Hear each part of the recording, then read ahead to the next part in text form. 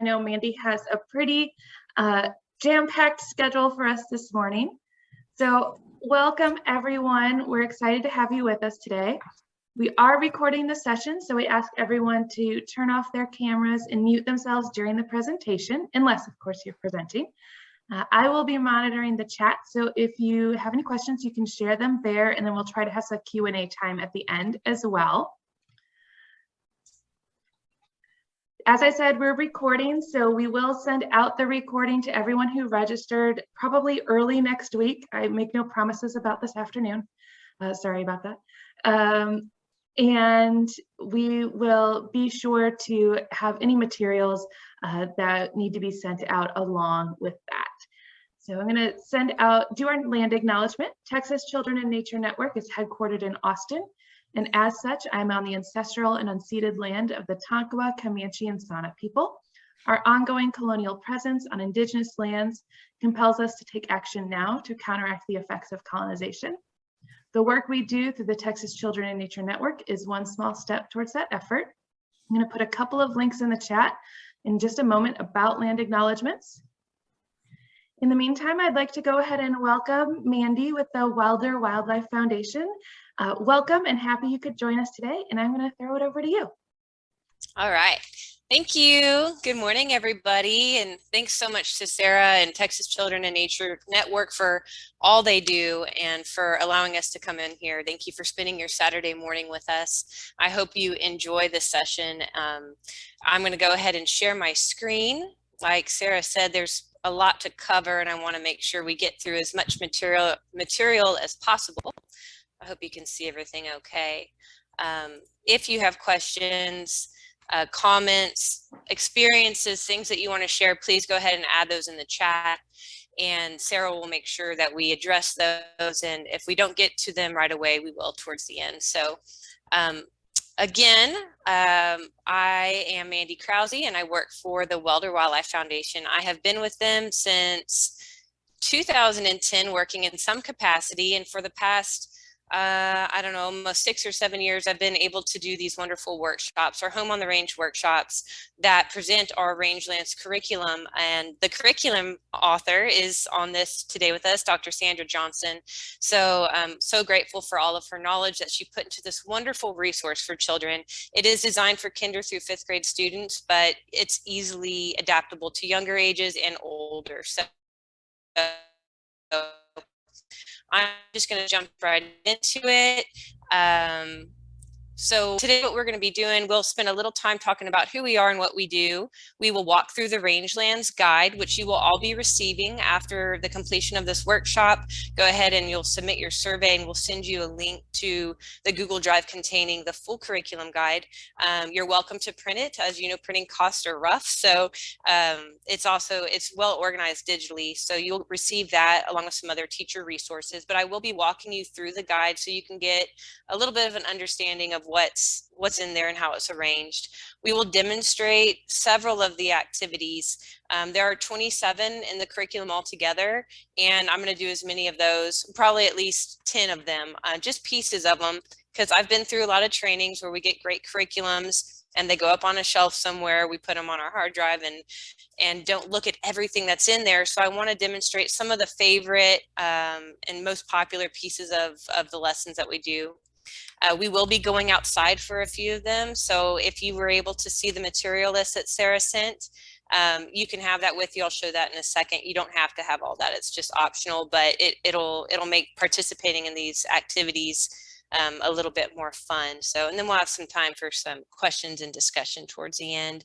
My goal for you guys, I just want to overview some fun activities to help you gain some new ideas to incorporate into your classroom, whatever your outdoor classroom looks like. I would like to discuss the importance of teaching children about rangelands, working lands, and stewardship. Those are some of the large concepts that we focus on in this curriculum and in our Home on the Range workshops. Working agricultural lands, the value of that. Again, the value of our wide open spaces and how we can get our children to care about that.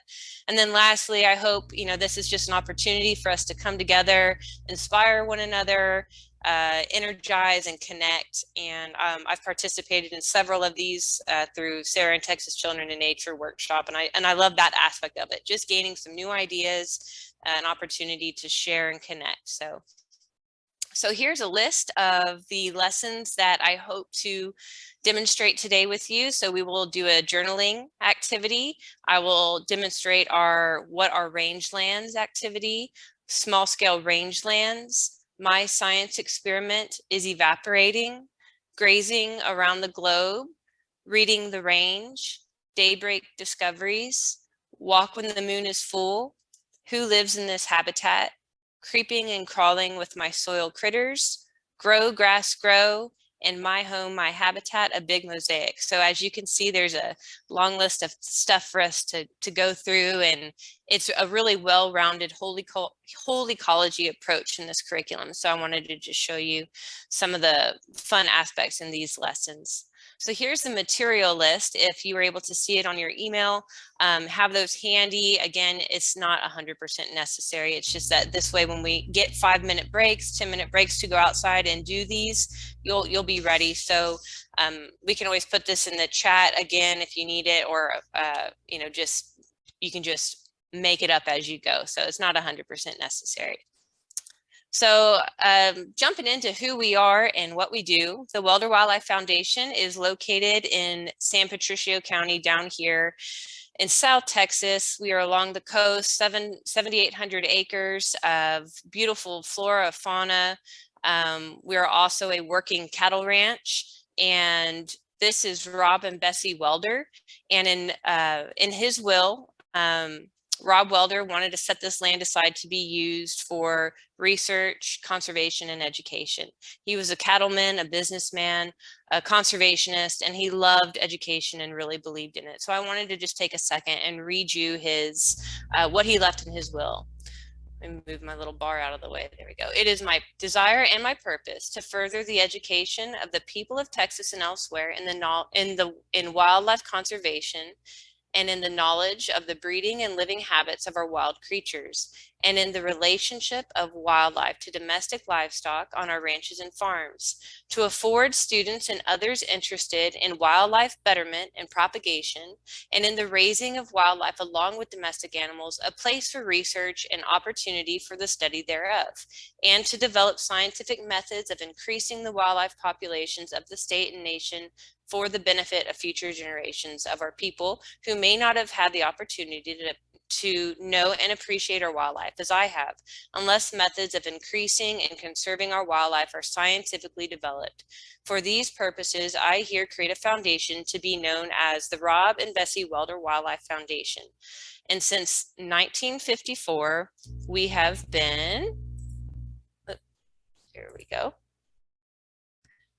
achieving this through our conservation work, our research, and our education programs. And it's just a wonderful place if you've ever had the chance to visit. Again, it's a large foundation, 7,800 acres in South Texas and Coastal Bend area. And we developed the Home on the Range teacher workshops and the Rangelands Conservation Education Guide in 2010 in order to spread that mission throughout the state. So we were wanting to spread the message of rangeland conservation and the importance and value of stewardship. So, and thanks again to Sandra Johnson. Here she is with a group of teachers back in probably 2012 or 13. We have reached over 2,500 teachers since 2010, and they're reaching about 55,000 students annually with Rangelands concepts. So we're really excited about that. So a lot of people say, well, why rangelands?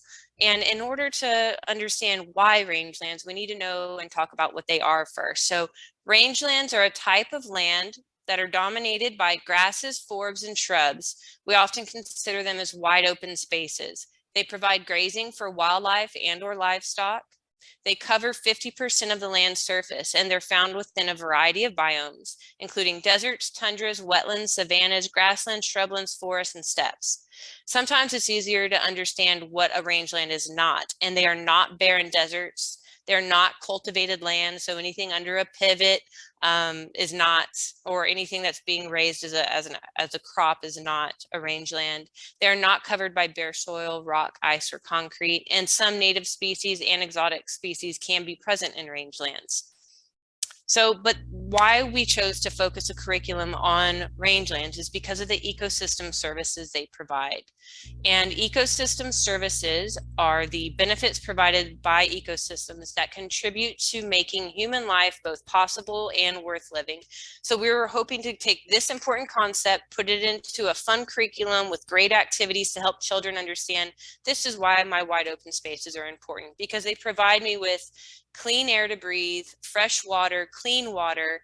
They provide me with recreational opportunities, so health and well-being, these things that make life possible and worth living. So ecosystem services are really what we're trying to help children understand and find value in with this curriculum. Furthermore, as Aldo Leopold, someone we look up to greatly, says, the objective is to teach the student to see the land, to understand what he sees, and to enjoy what he understands. So no matter what age the children are, from very young to the oldest of learners, there's so much value, as we all know, in nature. And so that's what we're hoping to bring into the classroom. In addition, we hope students and teachers understand the ecological value in our rangeland systems. So the diversity, the systems approach to land conservation and management, why there's so much value ecologically in a rangeland, a healthy rangeland system, as this picture demonstrates, a healthy functioning riparian area with a healthy upland area. We also want them to understand the economic value that rangelands have. So how do they contribute to livelihood? As we know, land ownership in Texas, 95% about is privately owned in the state. So it's really important that the state of conservation and land management lies in our private landowners, and that's why stewardship is so important. So the economic value in rangelands, aesthetic value, it just feels good to be in nature. So what value from rangelands can we get aesthetically? And then lastly, culturally. So what is the story of that land? Who was there before us? What did they do? How did they contribute? How did they live off the land? And then in the future, what role do we want to have that? Do we want to have from our rangelands in our communities in the future? And why does that matter? So there are several threats to our rangelands. Some of them, overgrazing is a large one. And when we have drought conditions like we have right now, it makes it very difficult as well. So we also have invasive and exotic species that threaten our rangelands. Human population growth is a large one, which also contributes to fragmentation and development of our rangelands. Soil erosion and desertification, which also climate change. These are all big threats to our rangeland systems. The Texas Land Trends data from the Natural Resource Institute out of Texas A&M, they publish some data every 5 years, so this will come out again soon. And so looking at the population growth in Texas alone, nearly since 1997, our population increased 470,000 new residents annually, so about 1,300 people per day. So we're almost at about 30 million right now, and of course estimates are upwards, by 2050 at above 50 million. So that's not going to change. The working lands have been lost. So we've lost about 2.2 million acres of working lands from 1997 to 2017. So, and just in the past 5 years, 1.2 million acres were converted in the past 5 years. So again, when we're talking about ecosystem services, that's why it matters. Losing these lands really affects all of us, because we all need clean water and we all need clean air and wide open spaces and healthy soils and all those things. So we are here on a mission to inspire our future stewards. We want children, above all else, ecosystem services or rangelands or natural resources, we want children to live well. We want them to be healthy. And we all here know that nature can provide that, an opportunity to live well. We want children to learn in nature, and we want them to enjoy and understand natural processes. We want to empower children to think critically and problem solve. This is so important, is for the inquiry process. We really want to empower them to do this on their own, and this curriculum helps them do this. We want them to understand their role in protecting the environment, and we want to help build ethical and conservation-minded citizens. So, and thanks to Texas Children in Nature and our partners, we know that children who spend time in nature are healthier physically and mentally. They do better in school, have higher self-esteem, good self-discipline. They are more capable and confident. They're good problem solvers.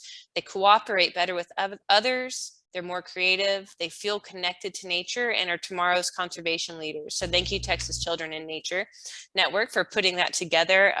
I see this with my own children and children I work with all the time. There's no doubt that being outdoors, moving your classroom outside helps with all of these things.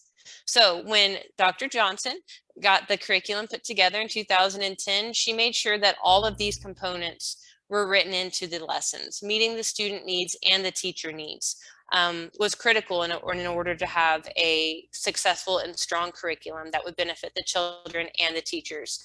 So number one, having engaging, fun, and student-centered lessons.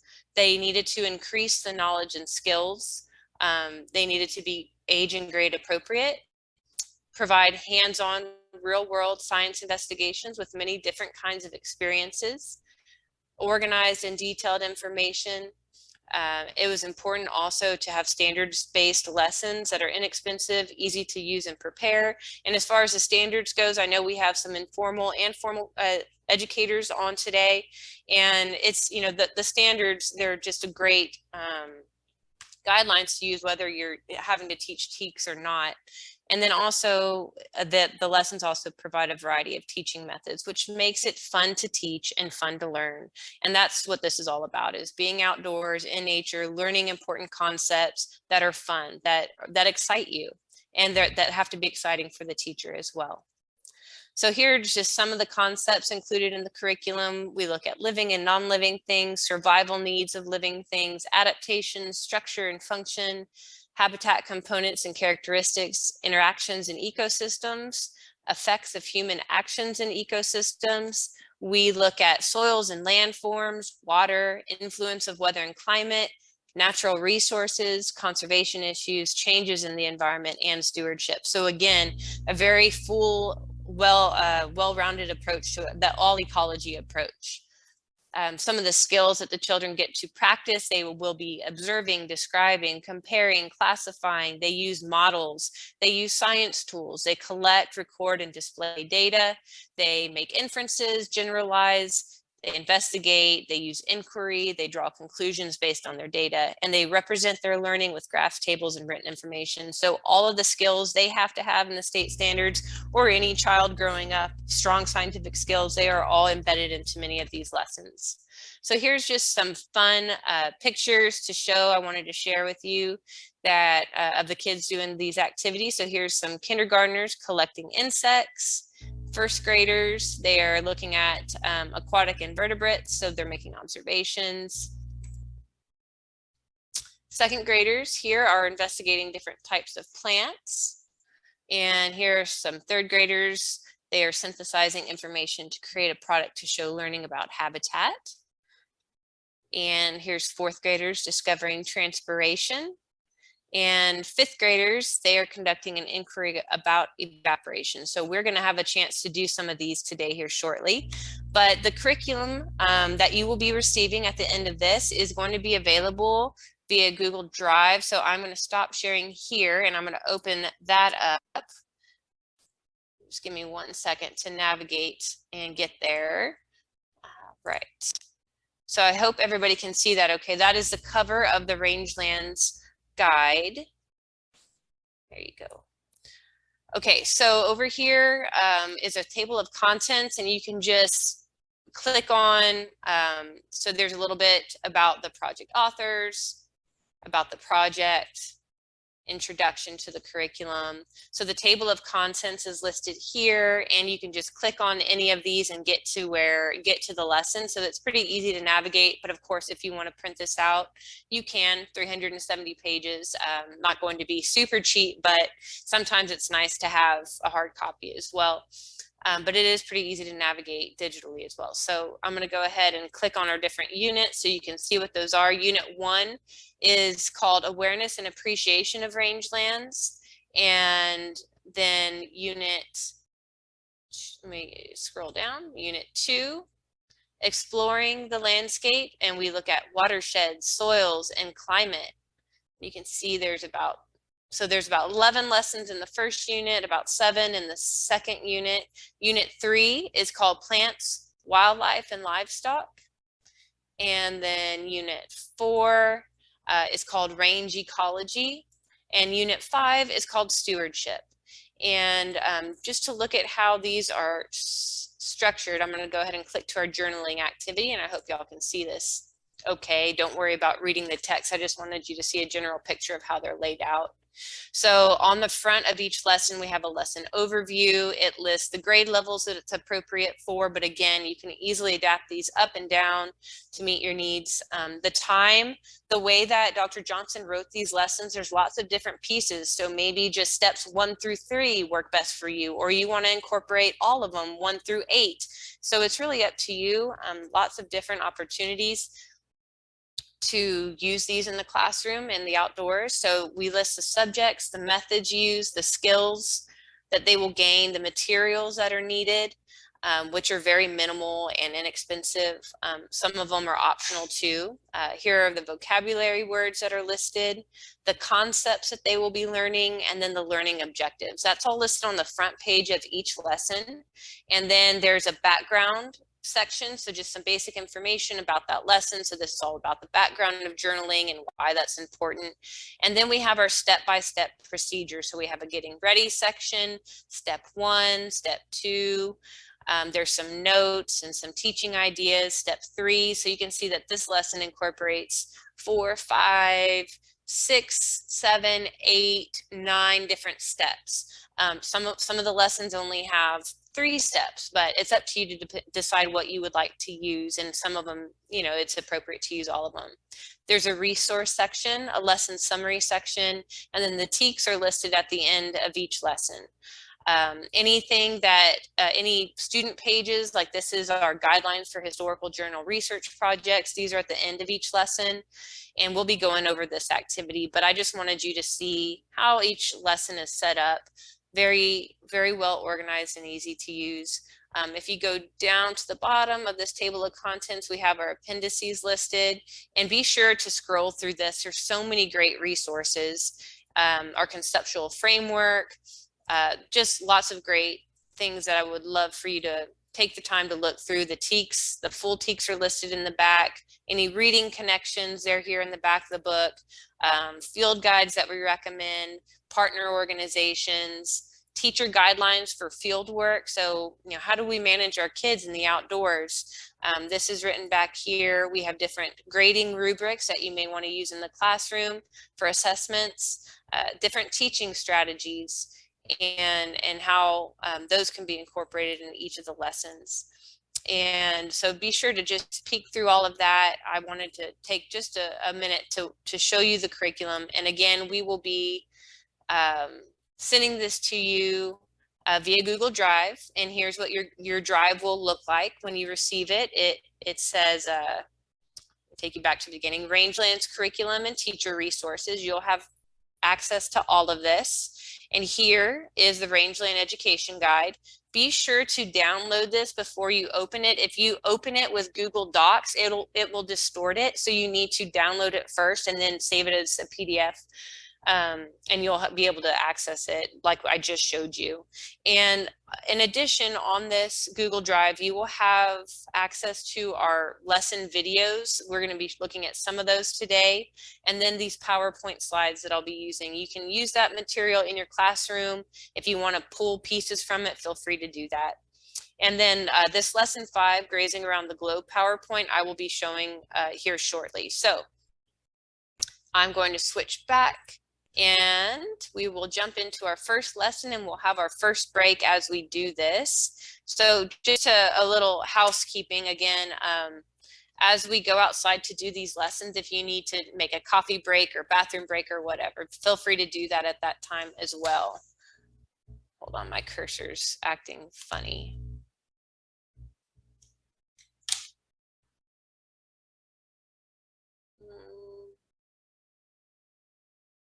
Hold on one second. Can you all see the PowerPoint screen okay? Yes. Okay. Okay, got it. Okay, so for our first activity is our journaling lesson. And I know a lot of y'all have probably used journals in some capacity in the classroom. This is just a really good overview, introductory lesson to journaling. If you're wanting to incorporate this with young students as young as kindergarten can do this, even with pre-K can start. Of course, they're not going to be writing as well, but they can make sketches and start working through the process. So if you on your material list have with you a piece of paper, just colored paper, this is going to be the outside part of your journal. You can grab that and fold it in half. And then the white paper or notebook paper that you have, just grab a couple of sheets and fold them in half. This is nothing super fancy, but it's going to serve us a purpose this morning. And so I don't know if you can see me up in that screen up there or not, but you can see this teacher has hers too in front of her. You can staple the edges together. As I'm talking right now, feel free to write, you know, my nature journal on the front of it. I have a little picture of a cow that's supposed to be grass, but it's very dry right now. So that's about what it looks like outside, is a little piece of grass and lots of bare ground, unfortunately. And then the sun. So whatever you want the kids to do, have them decorate it, personalize it. They can make cutouts, make it look pretty. And we're going to use this for our journaling activity. So the purpose of this lesson, they will get to learn about the role that observation and journaling have played in science and in history. They make observations in nature and they describe, record data, make inferences and generalizations. They get to compose reflective writings and make sketches and learn how nature is a source of creativity as well as information. So some of the things that we start out asking them is, what is a journal? Why are they important? What kind of journals do you keep? What might a farmer or a rancher record in their journal, such as stocking rates and birth rates of certain cows and dates of when calves were born,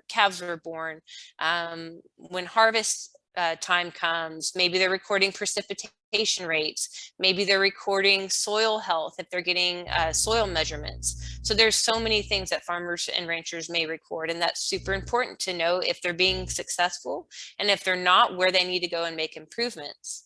And then we ask the students to think of different ways in which a scientist or naturalist or historian might use a journal. This is a data page, or I'm sorry, the guidelines for historical research project that some of the older students can work through. So it's an internet investigation where they get to look at different figures in history and how they used journals in their own, in their work. So we're looking at Lewis and Clark, Rachel Carson, Emerson, Thoreau, and Leopold. And there's a step-by-step guideline on how to do this internet research project. So, but we're looking at quotes, and here's one from Cabeza de Vaca. And in 1528, he wrote, "All over the land are vast and handsome pastures with good grass for cattle. And it strikes me the soil would be very fertile were the country inhabited and improved by reasonable people." And that was in 1528. So they're just looking at different quotes that people have used and why journaling was significant to them. So Meriwether Lewis in 1804 wrote some observations, and he stated, "The weather was fine and moderate. The hunters all returned, having killed during their absence 3 elk, 4 deer, 2 porcupines, a fox, and a hare." So just a general observation of what their experience was. Aldo Leopold, as we know, is a deeper thinker and more of a philosopher. And so he had some really strong quotes that he wrote in his book called the Sand County Almanac, which is a collection of his writings. And so he has a quote and says, "We abuse land because we see it as a commodity belonging to us. When we see land as a community to which we belong, we may begin to use it with love and respect." And I just love that quote of his.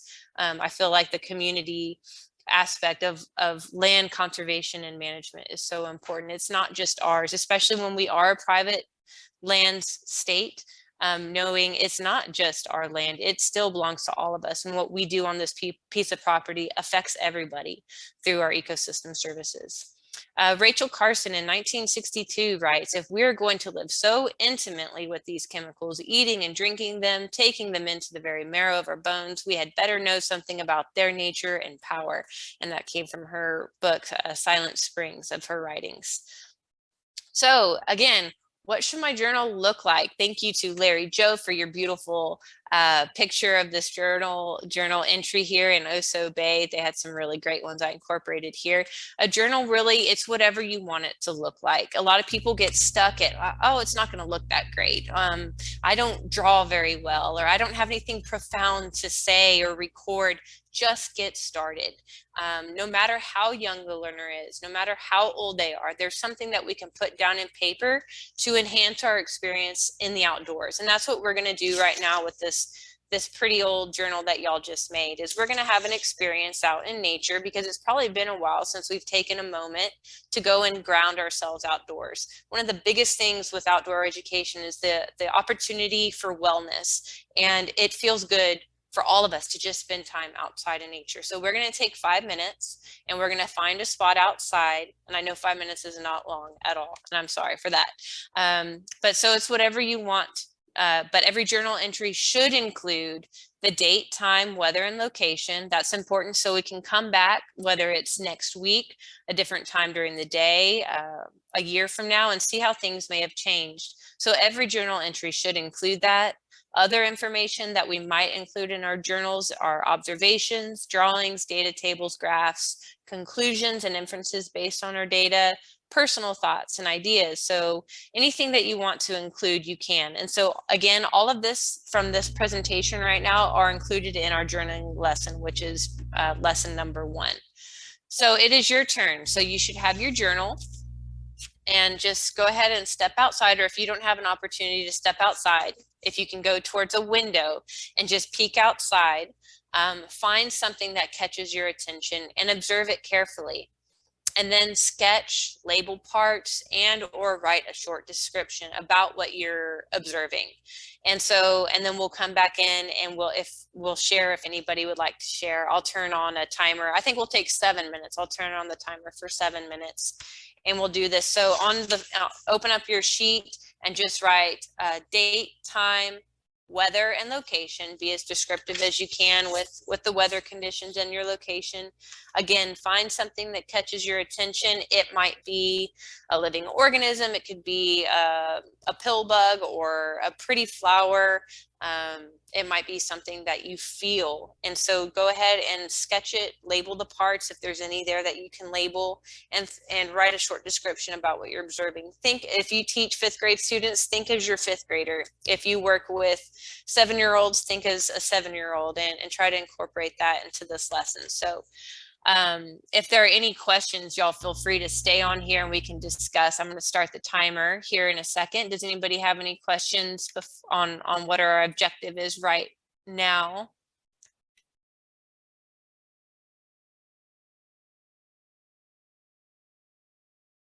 So since we're in this view, does anybody want to share anything that they experience through this very general, very basic? Again, this is like at the beginning of the school year. You want to incorporate journaling into your classroom. This is a great lesson to start with. So again, you can dive into this much deeper, and as you go through the school year, their skills are going to build.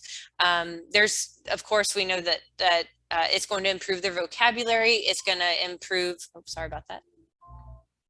It's going to improve their vocabulary, their writing. It'll build their confidence if they get up in front of their classmates and they share an experience and say, I saw this pill bug and here's my drawing.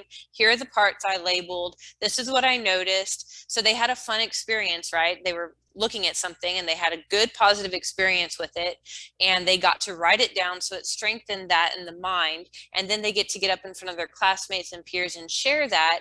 Is going to really enhance those skills, those literacy skills, and strengthen their experience. And as you do this consistently throughout the school year, those skills will only get stronger and stronger. Does anybody want to share maybe 1 or 2 really quick, something that you experienced right now with this lesson? And if you don't want to say it, you can drop it in the chat. Victor also mentioned Kimberly Ogden at the Delta doing a workshop on nature journaling this year as well. And she worked for a long time with Larry Joe, who is who we referred to earlier. Yes, thank you so much, Victor. And so yeah, for what a great resource. Check out the Nueces Delta Preserve with Kimberly's opportunity there on journaling. Also Larry Joe's, I used one of her pictures on here because she does such a fabulous, beautiful job. She has her own business called Inner Naturalist, and Sarah was saying that she's doing workshops too. So I'll let Sarah put a note and link to those things so I don't get them wrong. But you did. Laura said, I did a senses check, things I saw, heard, smelled, felt, and imagined they would, and how they would taste. That's wonderful. Yes. If you don't know where to start with your senses, even for the younger students. So one word of something that you see, two words of something that you hear, such as a bird, or something that you saw, feather. So you can, play with those things. Thank you, Laura, so much for mentioning that. The senses are a great place to start. So many opportunities. The point is just get it started and go out there, collect stuff. April, I really like the short time frame. It made me more aware that you don't need a lot of time for a nature break. I did a 6-minute watch of things, visited a tree over the time period, and I saw a hummingbird. Definitely, you don't need a lot of time. I think as educators, we can often overcomplicate, thinking that we have to have everything in order and have it perfectly organized in order to do it, but it's not. Just getting outside is important. So thanks for mentioning that. And Sarah noticed the clouds through a window and wrote details of how the clouds looked and drew them. This could work for a lesson when learning types of clouds as well, definitely. And also if the weather's bad and you can't go outside, you can still do nature in the classroom by looking out of a window or from home. So awesome. I'm going to go ahead and share my screen again. Thank y'all so much for sharing. Keep posting ideas, thoughts, use the chat. We will address it as much as we can, but y'all are full of great ideas. So please share in the chat. All right. So that is our journaling activity. And sorry, as I navigate through this.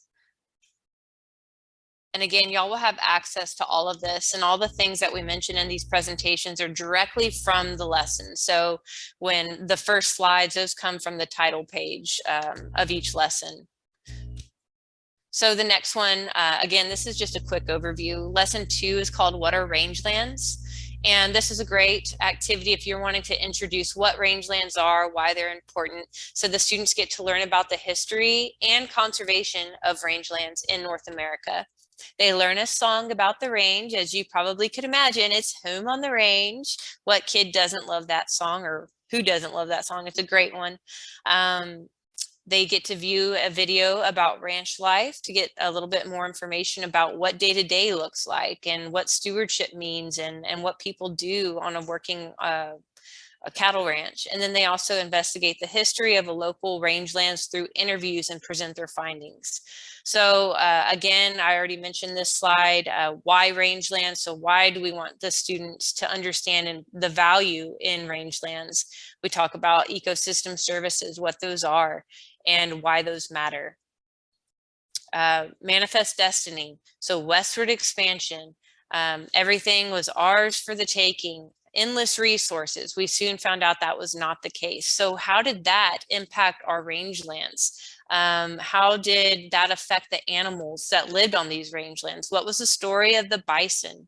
What happened to the numbers of the bison? What happened to our white-tailed deer and our pronghorn antelope, and stories with the passenger pigeon of harvesting just so many birds at one time that soon they were all extinct and there were no more passenger pigeons. So we introduced these concepts to the students in this activity. So we found out that the resources were not endless and abundant, that we had to make changes in order to conserve them.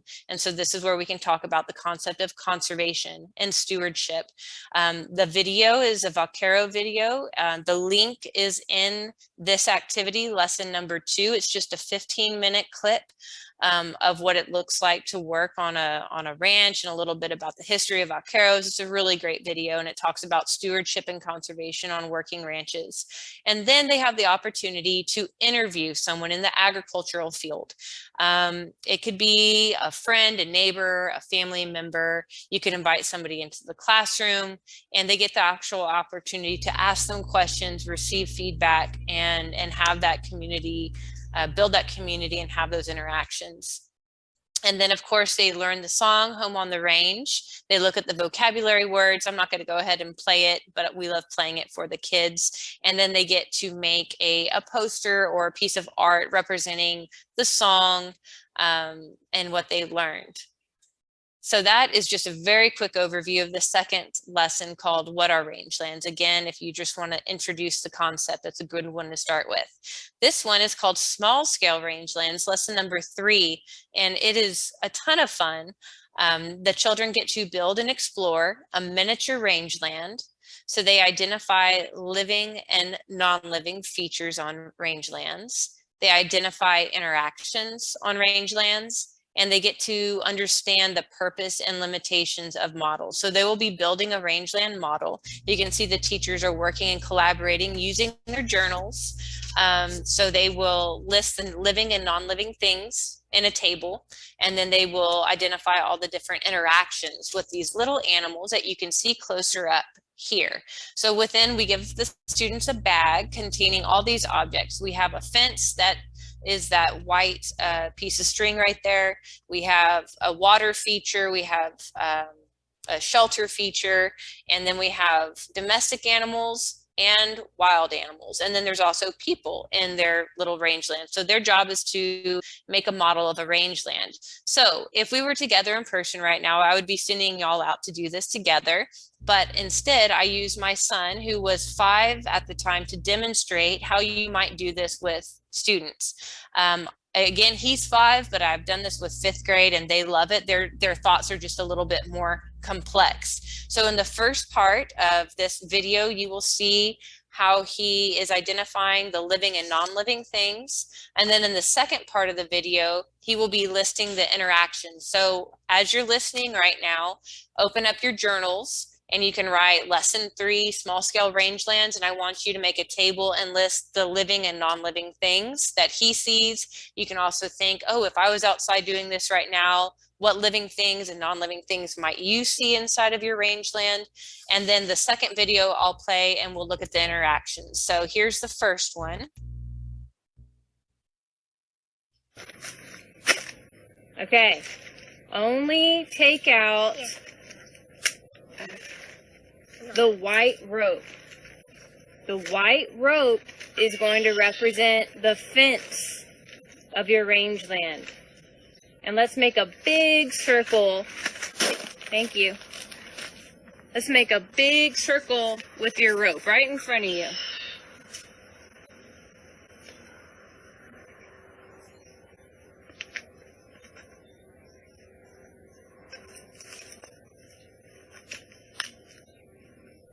Good job.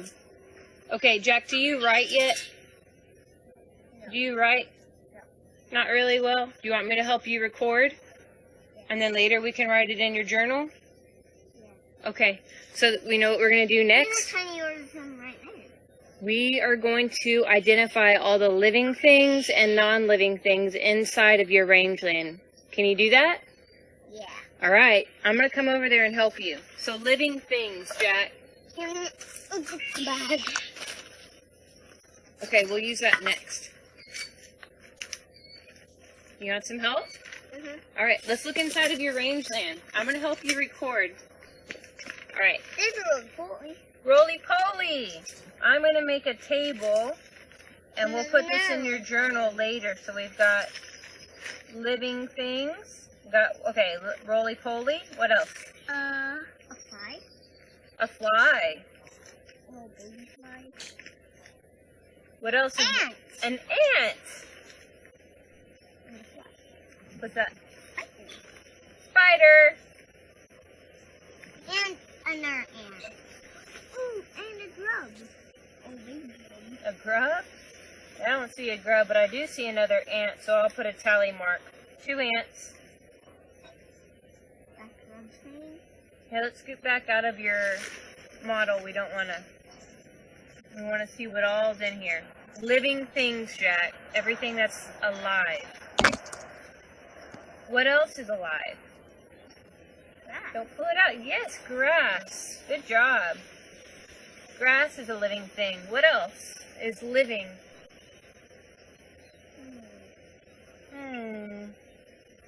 Should we look under some leaves, maybe?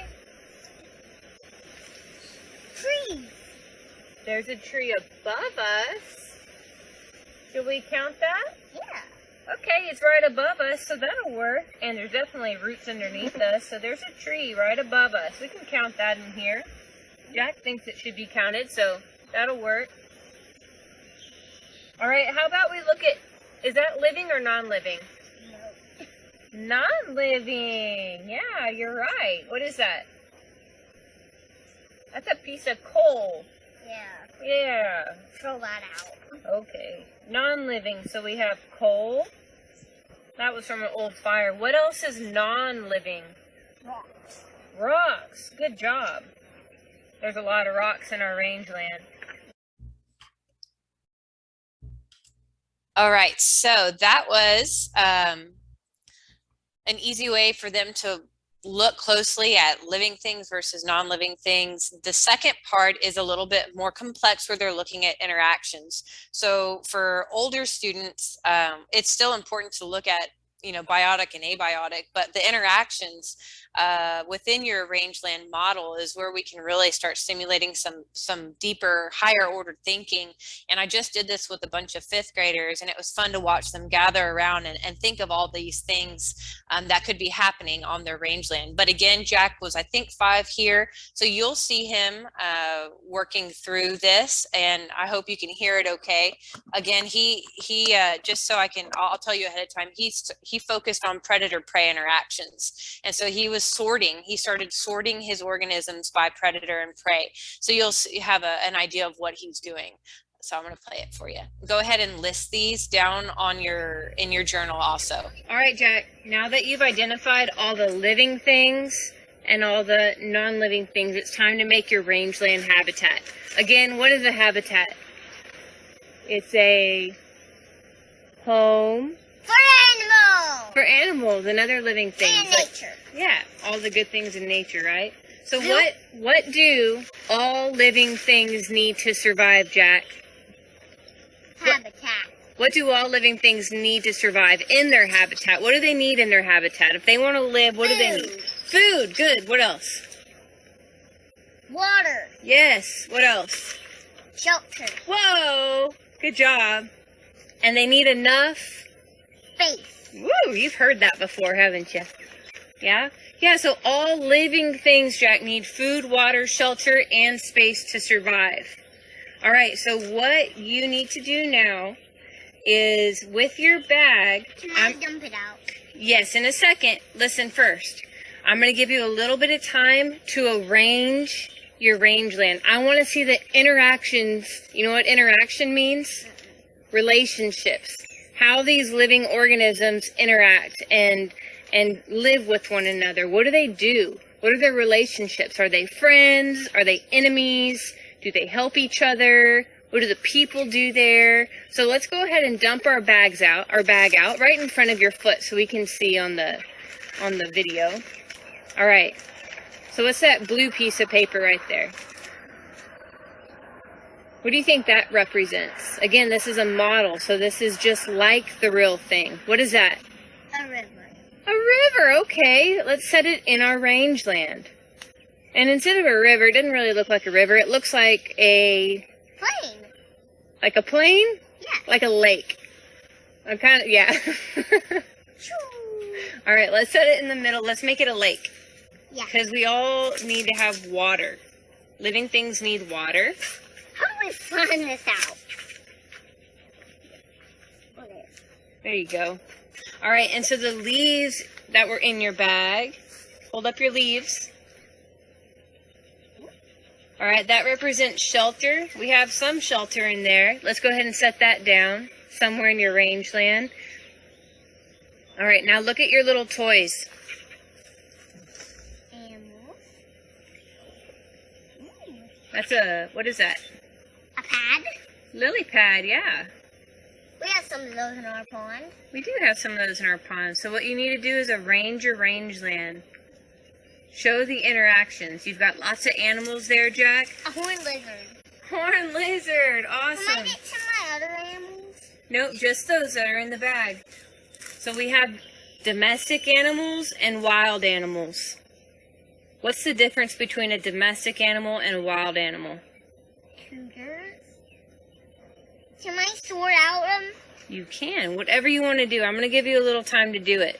A domestic animal, Jack, they rely on people to take care of them, right?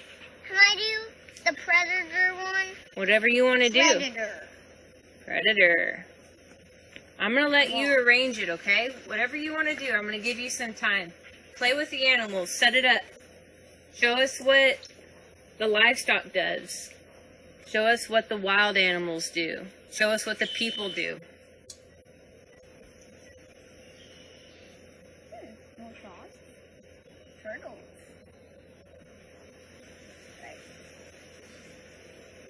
Right. Predator. Predator.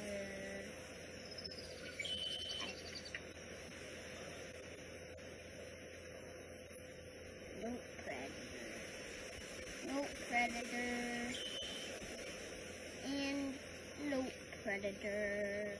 And no predator. No predator. No predator. No predator. No predator. Ooh. Predator. Baby kitty cat. No pretty cat. Hey, you didn't finish very good. There's some people over there. What are the people going to do? What's their job? Protect the animals. Protect the animals.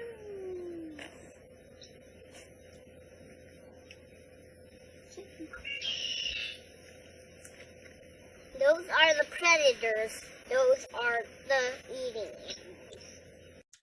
All right. He's so cute. So sorry for that lame video, but that's what we did during COVID was we recorded all these videos. And it's just really nice to show you that even a 4 or 5-year-old can get the concept of these interactions on complex systems. So the point is we use models to help kids understand these complex interactions from soil health to water health to infiltration rates to ground cover and how that affects the wildlife there. How does it affect the livestock there? How does drought affect people's livelihood? Are we going to have to reduce the stocking rate?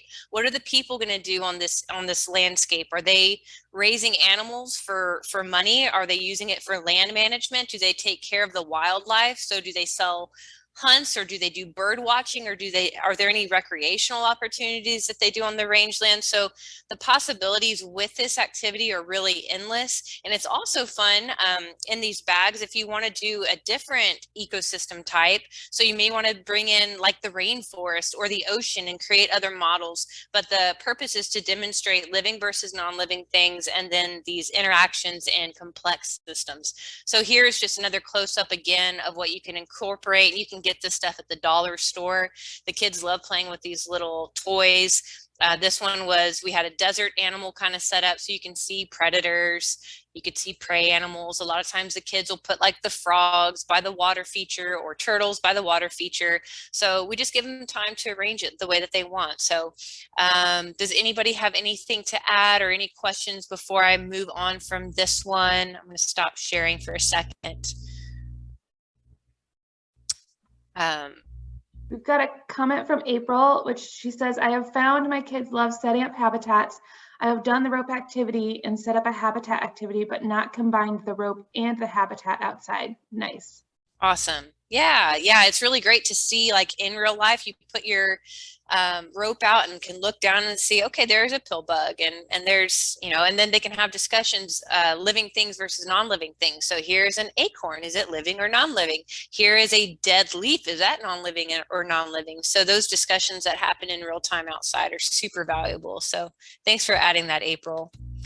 So again, he was only 5 in this, but I just did it with 5th grade, and they had a great discussion and came up with some really great ideas. So don't be afraid to do it with older students. So we are going to have another break and go outside with this activity. So if you have it handy, we are going to need our 2 plastic or our Ziploc bags and then our 2 paper towels. If you have a clothespin, you can use those too. And again, you don't have to do this with us right now. I'm going to be showing the videos of how to do it. You can do this again later. I don't know if anybody's doing this with their children today, but you can always send them outside and do this. So I'm going to show you how to do this lesson. It's called My Science Experiment is Evaporating. And the purpose of this activity, if I can get my cursor to go, there we go. We will review the water cycle. We will plan, conduct, and replicate experiments. We will understand the value of data collection and maintaining scientific records. And we will make inferences about water systems on rangelands. So we start out by talking about the water cycle, what that is, why it's important, and we let them know we're going to be focusing on evaporation and transpiration in this activity. If you have your journal with you still handy, you can open a new sheet, and we're going to make 2 different tables on here, one for an evaporation experiment and then one for a transpiration experiment. And I'll show you how to set up those data tables in a second. Within this lesson, Dr. Johnson wrote in some great stepping stones to independent inquiry.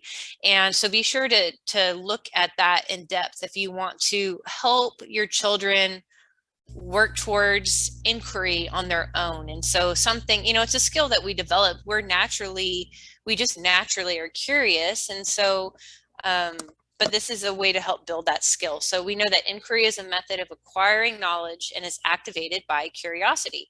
Therefore, it's important for children to find questions which interest them. So my son loves fossils, and he loves arrowheads. So everything we do, we kind of, I hype him up by surrounding it around that. So whatever interests the students.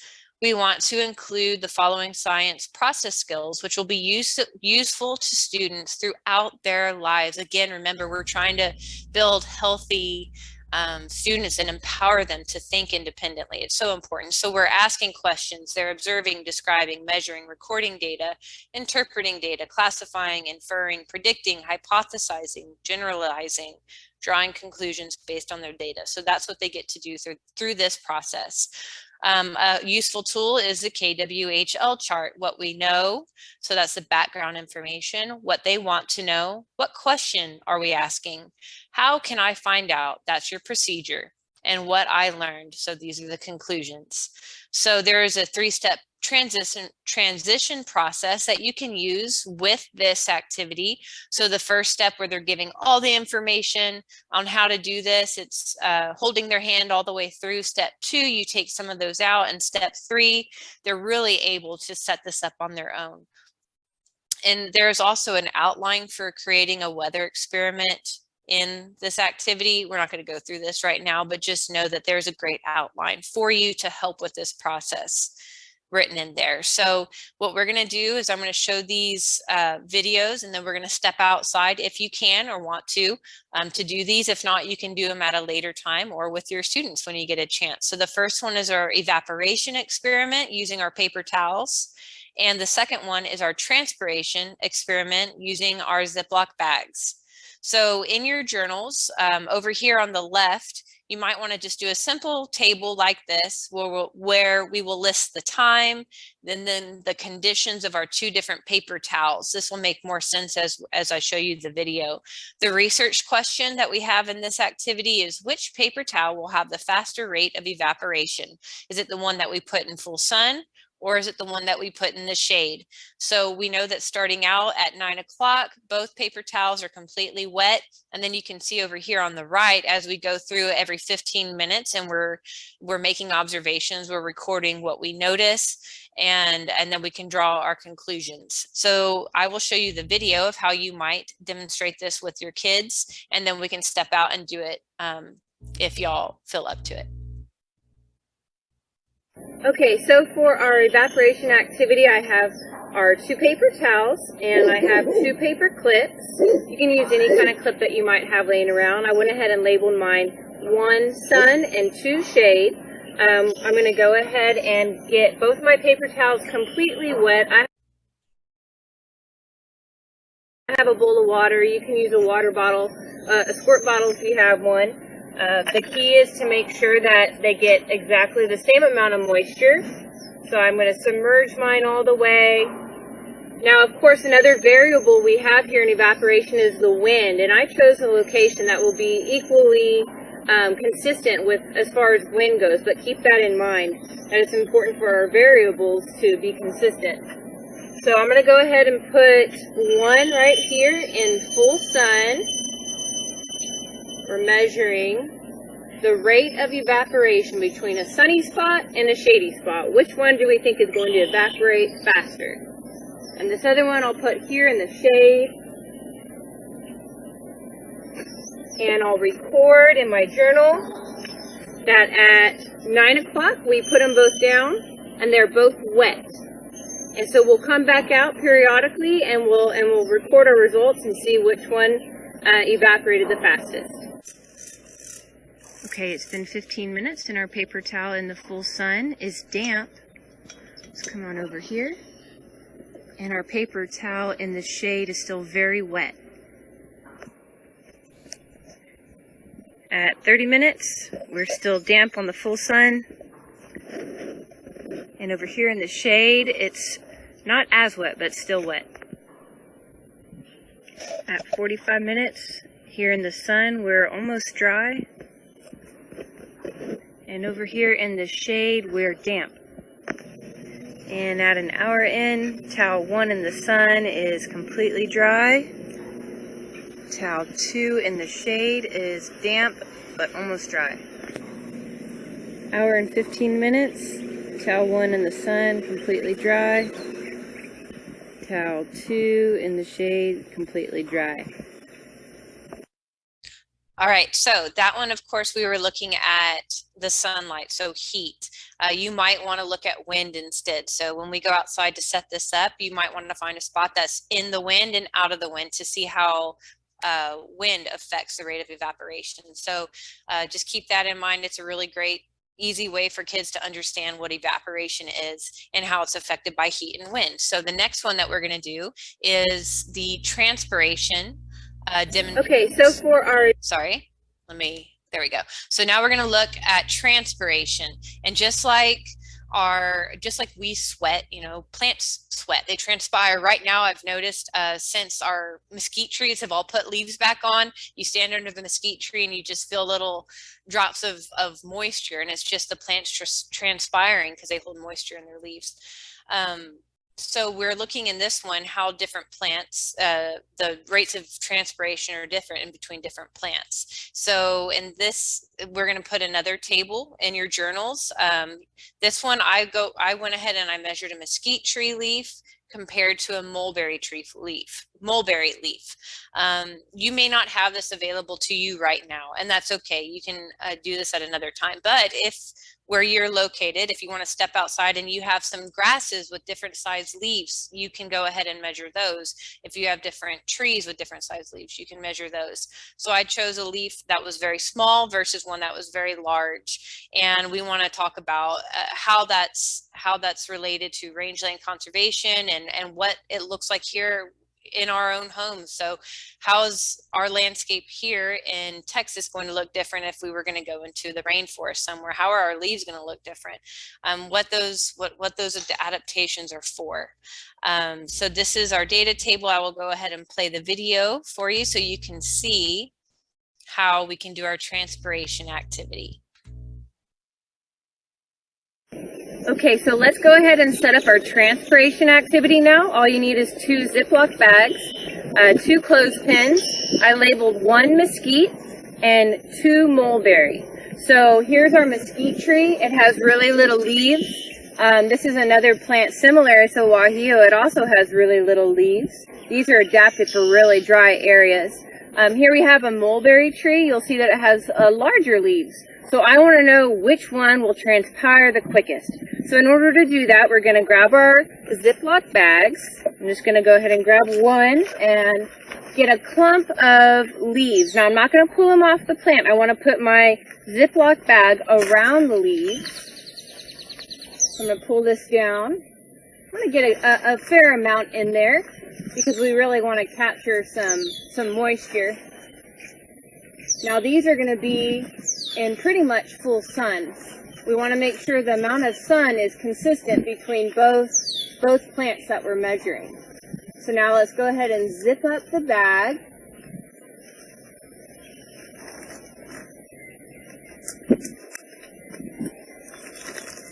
Let the air out. I'm going to go ahead and add my clothespin, which just fell. There it is. Right to the top, just to secure it on the branch better. But you want to have that Ziploc bag closed really well on there. This one's not a part of it. So you can see the plants, the tree, a lot of the leaves are in there in the bag, closed up securely. Now you want your bag to not be upside down or you'll drop any moisture that you might collect. So now we're going to do the same thing with our other plant. Now we want to use about the same amount of leaves to keep it consistent. So I'm going to use this clump right here, which is also in pretty much full sun. And then we'll close this one up.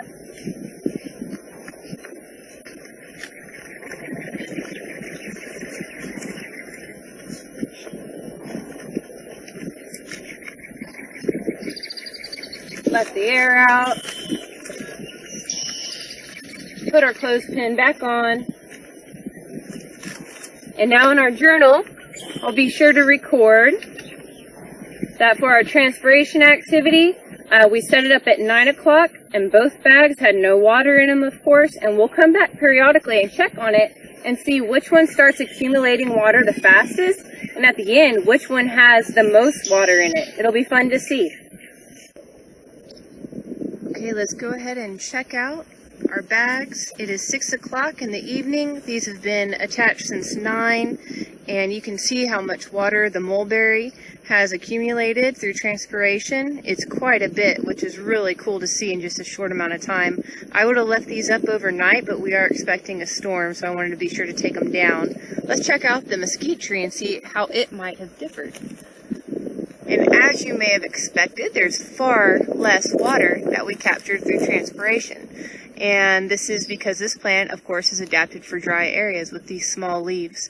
So this is just such a cool visual representation of what transpiration is and how that affects the water cycle. So one other thing that you can do with this activity is you can weigh your bags or measure the water in a graduated cylinder, so you can have some measurements to record as well. Very cool. Okay, so we are going to go ahead and take about 10 minutes to do this. Y'all can take a break at this time too. Again, if you don't have access right now, you can do this at another time. Y'all have access to these videos, so you can do a reminder of how to do this. But again, it's set up in your lesson number 13. It shows you how to set up the data tables. So first, go ahead and grab your 2 paper towels. You can get them both completely wet and either find a space that is in the wind or out of the wind. You could find a place in full sun or in the shade. You can measure it that way. Come up with your research question, put that at top, and then, you know, of course, we won't have time to go and check it until after the workshop, but, you know, we'll see what will happen if you go out at 12:15 and see they might be both completely dry by that point, probably. And then with your plastic bags, go ahead, if you can find 2 different plants. Again, you're not going to pull the leaves off of the tree. You're going to make sure you attach it to the plant while it's still on there. You're not going to take the leaves out and put them in the bag. And then you can set up your data table for that too. I would definitely leave them up put them in a place that you can leave them up overnight if you can. It's amazing how much moisture you can actually capture on some different types of plants. Are there any questions? I'm going to look at the chat real quick and see if there's any questions. And if not, I'll start the timer for 10 minutes and y'all can go ahead and step outside and set this up. And if not, y'all can stay on here and we can have a chat about stuff while we have 10 minutes to do this, or y'all can take a break. We have a question from Joanne about the leaves possibly holding different amounts of water depending on the size, etc. Yes, definitely. So like on that one example that I showed with the mulberry versus the mesquite tree, like a mesquite leaf, as you know, is super tiny. Mulberry is much larger, so it transpires a lot more. So there is going to be a huge difference in the amount of moisture that you'll capture. And a good way to, you know, make that easy for a kid to understand is, okay, we're in a desert. What are the leaves going to look like? Super tiny. Why is that? Because there's not a lot of rainfall there. Now take yourself to a rainforest. What do you notice about the leaves there? Oh, they're huge. They're really, really big. Yeah, because there's lots of precipitation in the rainforest, and they can afford to have larger leaves, and they also need to have larger leaves so they can compete for sunlight and those kind of things. So there's all these connections that we can make of why is a leaf small, not just the fact that it is small. It's important to see and understand and observe those characteristics, but then draw the connections to why that's important for that area. And then how that affects the livestock too and the wildlife. So what do the size of leaves mean for butterflies? Well, certain butterflies lay their eggs on certain leaves. Certain animals eat, like deer browse on different vegetation. They have different nutrients available in different types of leaves too. So there's so many connections of why that plant is designed that way. So yeah, so y'all go ahead and think of all those things. Think of what your kids will think about while you're doing this activity. And again, there's so many components of these lessons. I just wanted to give you a brief overview and tidbit of it. So I'll start the timer, and we'll come back in about 8 or 9 minutes, and we'll discuss. So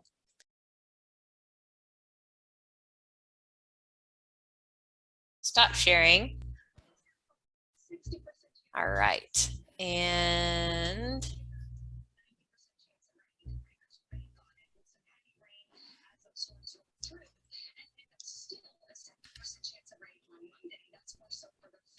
there we go.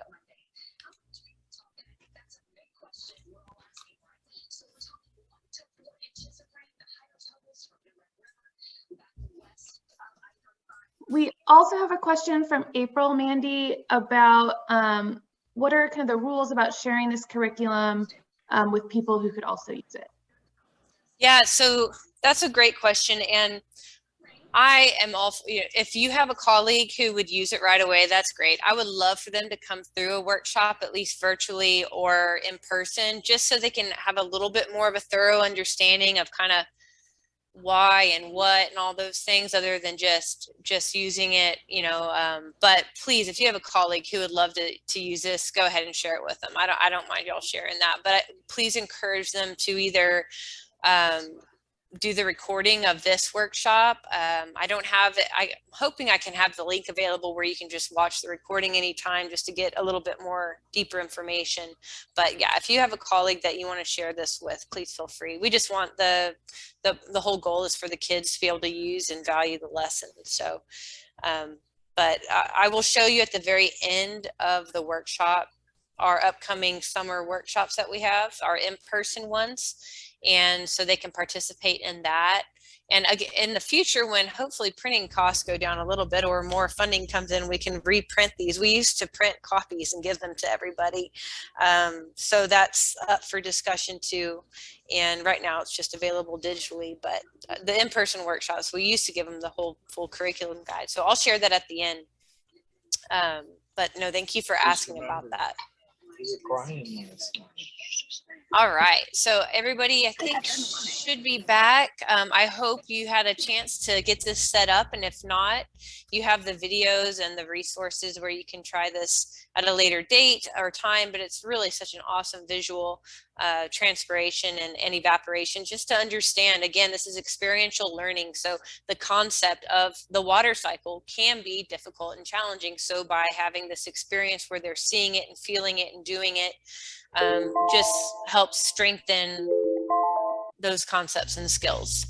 All right, so we are going to move on to lesson 5, and this is called Grazing Around the Globe. And this is let me expand my screen, sorry. 1 second, gotta move stuff around.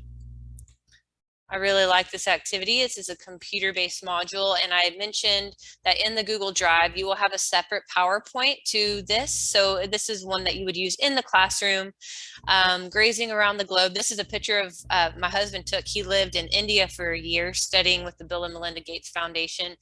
I failed to mention that we also ranch full time and we do the regenerative agriculture. So I so very much believe in what I'm in this curriculum and helping kids understand the value of our working agriculture lands, our wide open spaces. But kids, we are all connected. We are all connected as humans through food, through nature, through the environment, through these services that the land provides. So this activity, we're looking about different cultures around the world and how rangelands affect them all differently. See. So they get to use computer and map skills to make observations of the diversity of biomes where rangelands occur.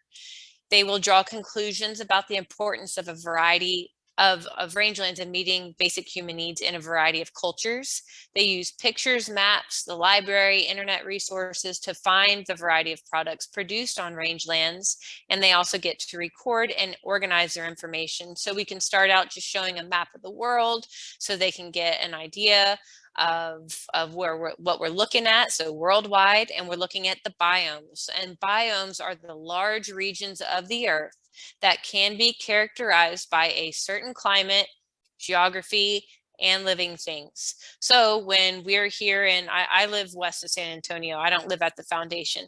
I travel around the state, and again, my husband and I are here on this property west of San Antonio, and it's really, really hot and really dry. And so we can make connections to what we see in Africa and how our biomes are similar, and the animals that we have and the plants that we have. And again, this is characterized by climate, geography, and the living things that are there. So there's a student page and a teacher page on this lesson number 5. On the left, you can see that this has the answers written in, and then the student page is on the right. So the students will work through this PowerPoint presentation. It's just an online computer game, and they will identify and list the country, the continent, the biome, the type of livestock, and the products derived from that livestock. So here are just a couple examples of what they will see, and you can write down this in your journal as we go. So you'll enter this in a couple of pictures will come across. So again, this is a map of the different biomes around the world. And then in the legend on the left, you can see all the different biomes listed. So we have tundra, coniferous forest, broadleaf forest, Mediterranean scrub, grassland, savanna, semi-desert, desert, dry tropical scrub, subtropical forest, monsoon forest, and tropical rainforest. And again, rangelands exist within each of these biomes, and they look so different depending on where you are. But over 50% of the land surface on Earth is some form of a rangeland, each providing very important ecosystem services. So they will click on the arrow to begin. Uh-oh, that wasn't supposed to happen. Hold on. Uh-oh, let me go back to, I don't know why that happened. I hit the wrong button. Okay.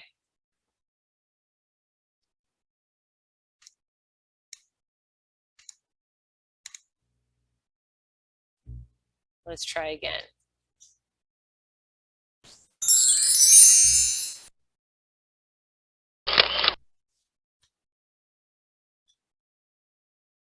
And they'll work through that data sheet, but if you want to just open to a separate page in your journal, and we're just going to write the country or the continent, the country, the type of livestock, what it's used for, and like what we get from that.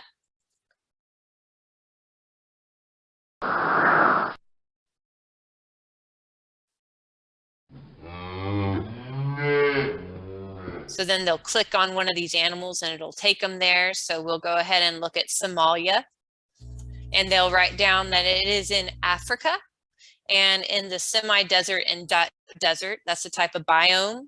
So here we have some sheep, and we know we get wool from sheep and we get meat from sheep. Then we have camels, so they're used for transportation. What else could camels be used for? Well, what other products might you get from camels? So you can actually get meat, and some people do eat camel meat or milk. And here are some goats. So these are probably meat goats, but you can also get milk from goats. So that was very quick to show you how you could do that. Here's another example. I believe here's China. So they would write down that it is in Asia, and it is in the, oh, I missed the pictures. Sorry. I did have this working right. Let me see. Okay, I'm just not going to touch anything. Maybe it'll do it.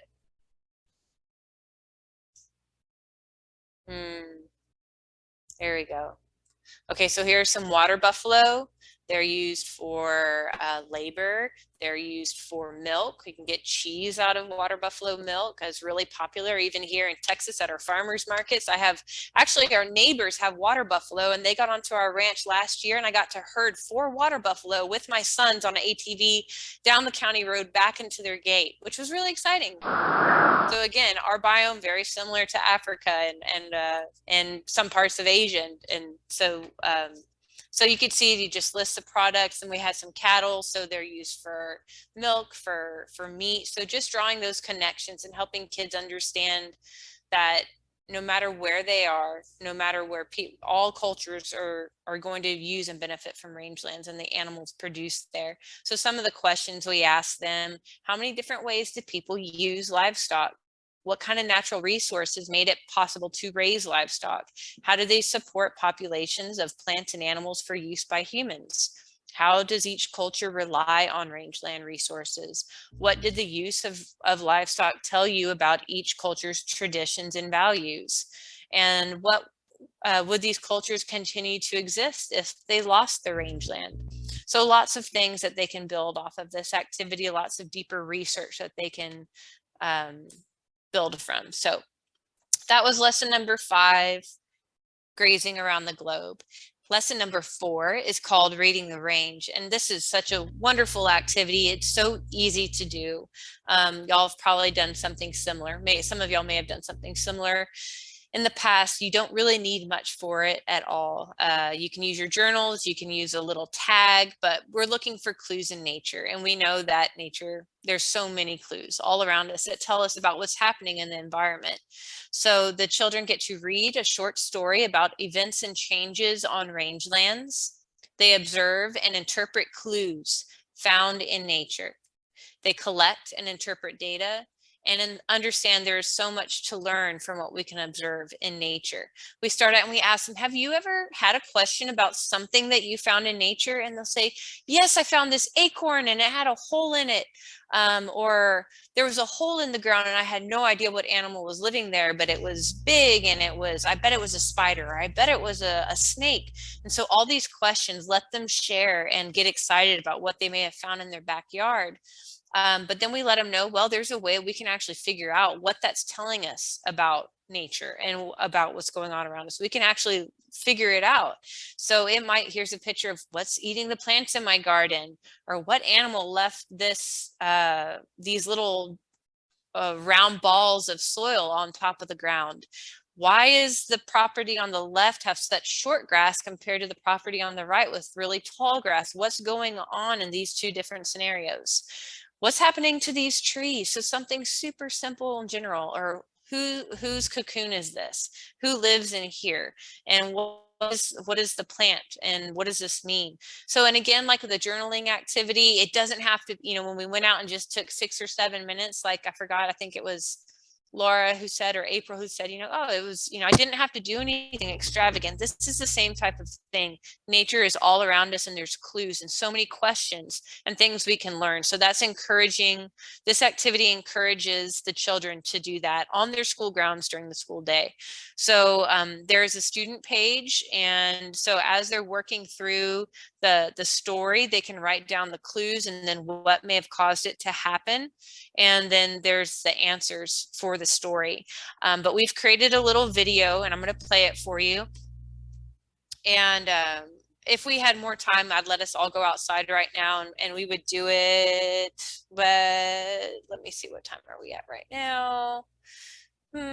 I'll decide after we play the video if we want to take another quick short 5-minute break and try this. We might. So I'm going to go ahead and play the video so you can see how to do the story with the kids and then how to go outside and do this activity on your own. Hi everyone! Today we're going to do a fun activity that'll challenge you to search for clues in nature and interpret what those clues are telling us about the world around us. Have you ever found a clue in nature? I bet you have. That's because they're all around us. You may have seen animal tracks in the mud, or heard chattering up in the trees, or even smelled something stinky while you were out taking a walk. And all these clues are just part of a much larger story. There is so much we can learn from nature if we just take the time to go out and explore it. So before you head out to investigate, let's read a short story about a little girl named Nora who made some neat discoveries while out exploring the great outdoors. Canyon breezes blew across the range. A tropical storm dumped buckets of rain and the clay ground soaked up water until it was soupy. Now with water from the storm, the grass had what it needed to grow. Nora marveled at the tracks and scat the deer had left behind in the mud, as she too trudged through the thick mud within the chaparral thickets. Mesquite, kalima, and blackbrush thorns snagged her t-shirt, slowing her progress even more. As she cautiously removed a thorn from her sleeve, she noticed that tips of many of the small stems appeared rough and jagged. What happened to the stems of the trees? She observed a cardinal that was busy within the thicket, feeding on the sweet orange berries of the granjeno shrubs. Having its fill of the fruit, the cardinal flew out of the tree like a red flash and perched on the fence, digesting its summer meal. Nora noticed several small, tender, young plants emerging from the ground beneath the fence where the cardinal had perched. Where did these seedlings come from?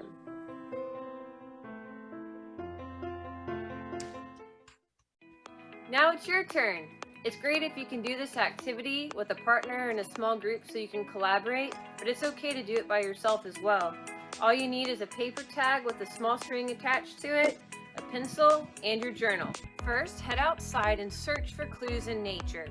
This might be something that catches your attention that you want to know more about. For example, Jack notices the bark on this tree has been torn up. Next, write a question on your tag about your clue that you would like to know the answer to, similar to the questions Nora asked in the story. For example, Jack asked, "What happened to this tree?" Then tie your tag on or near your clue. Now gather additional clues that might help answer your question. Some of the skills you will use include observation, inquiry, and reasoning. For example, Jack sits back and observes the area for signs that could have made these markings. He noticed a woodpecker flying from tree to tree and quickly remembers that woodpeckers love searching for insects to eat by pecking holes in trees. Sure enough, one of the woodpeckers flies to the tree and starts pecking away. Don't worry if you don't know the answer to your question right away, but decide what you can do to help you figure it out.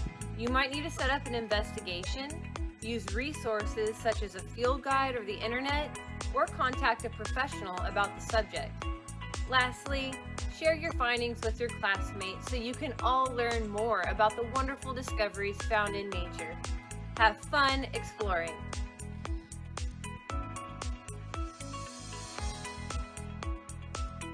All right, let's do it. Let's take 5 minutes. If you're at your window, you can look outside of the window, and again, just grab your journals. So first thing we would do is explore the area, search for clues.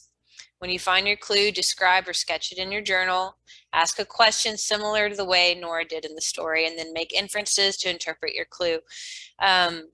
again, I feel like as educators, a lot of times we feel like we have to know the answer. And I swear I go out and 50% of the time, I have no idea what it is I'm looking at. But it's really important that we, as the educator, as the adult, can demonstrate that we don't know, and that's okay. But what can we do to figure it out together? And so you might have to come back later during the day or a week from now, or even in a different season. But there's a way that we can figure it out without just using Google. But there are a lot of great tools, of course, that we can use as well with this activity. But again, it's super simple.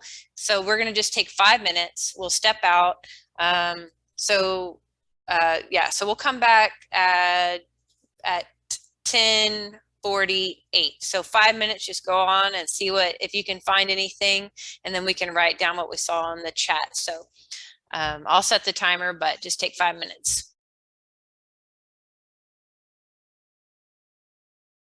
Back in, or if you've looked outside of your window and you want to add a few things that you may have noticed in the chat, feel free to do that.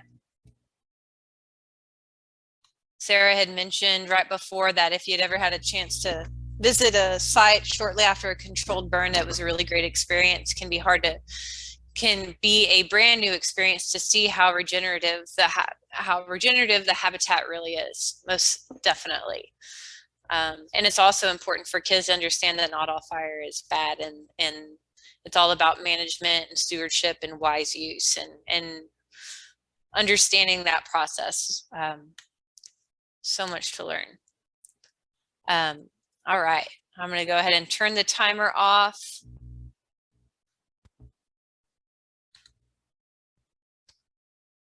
Laura says, I saw a hole in the tree that has some large leaves stuffed inside. Something is making a home. That is awesome.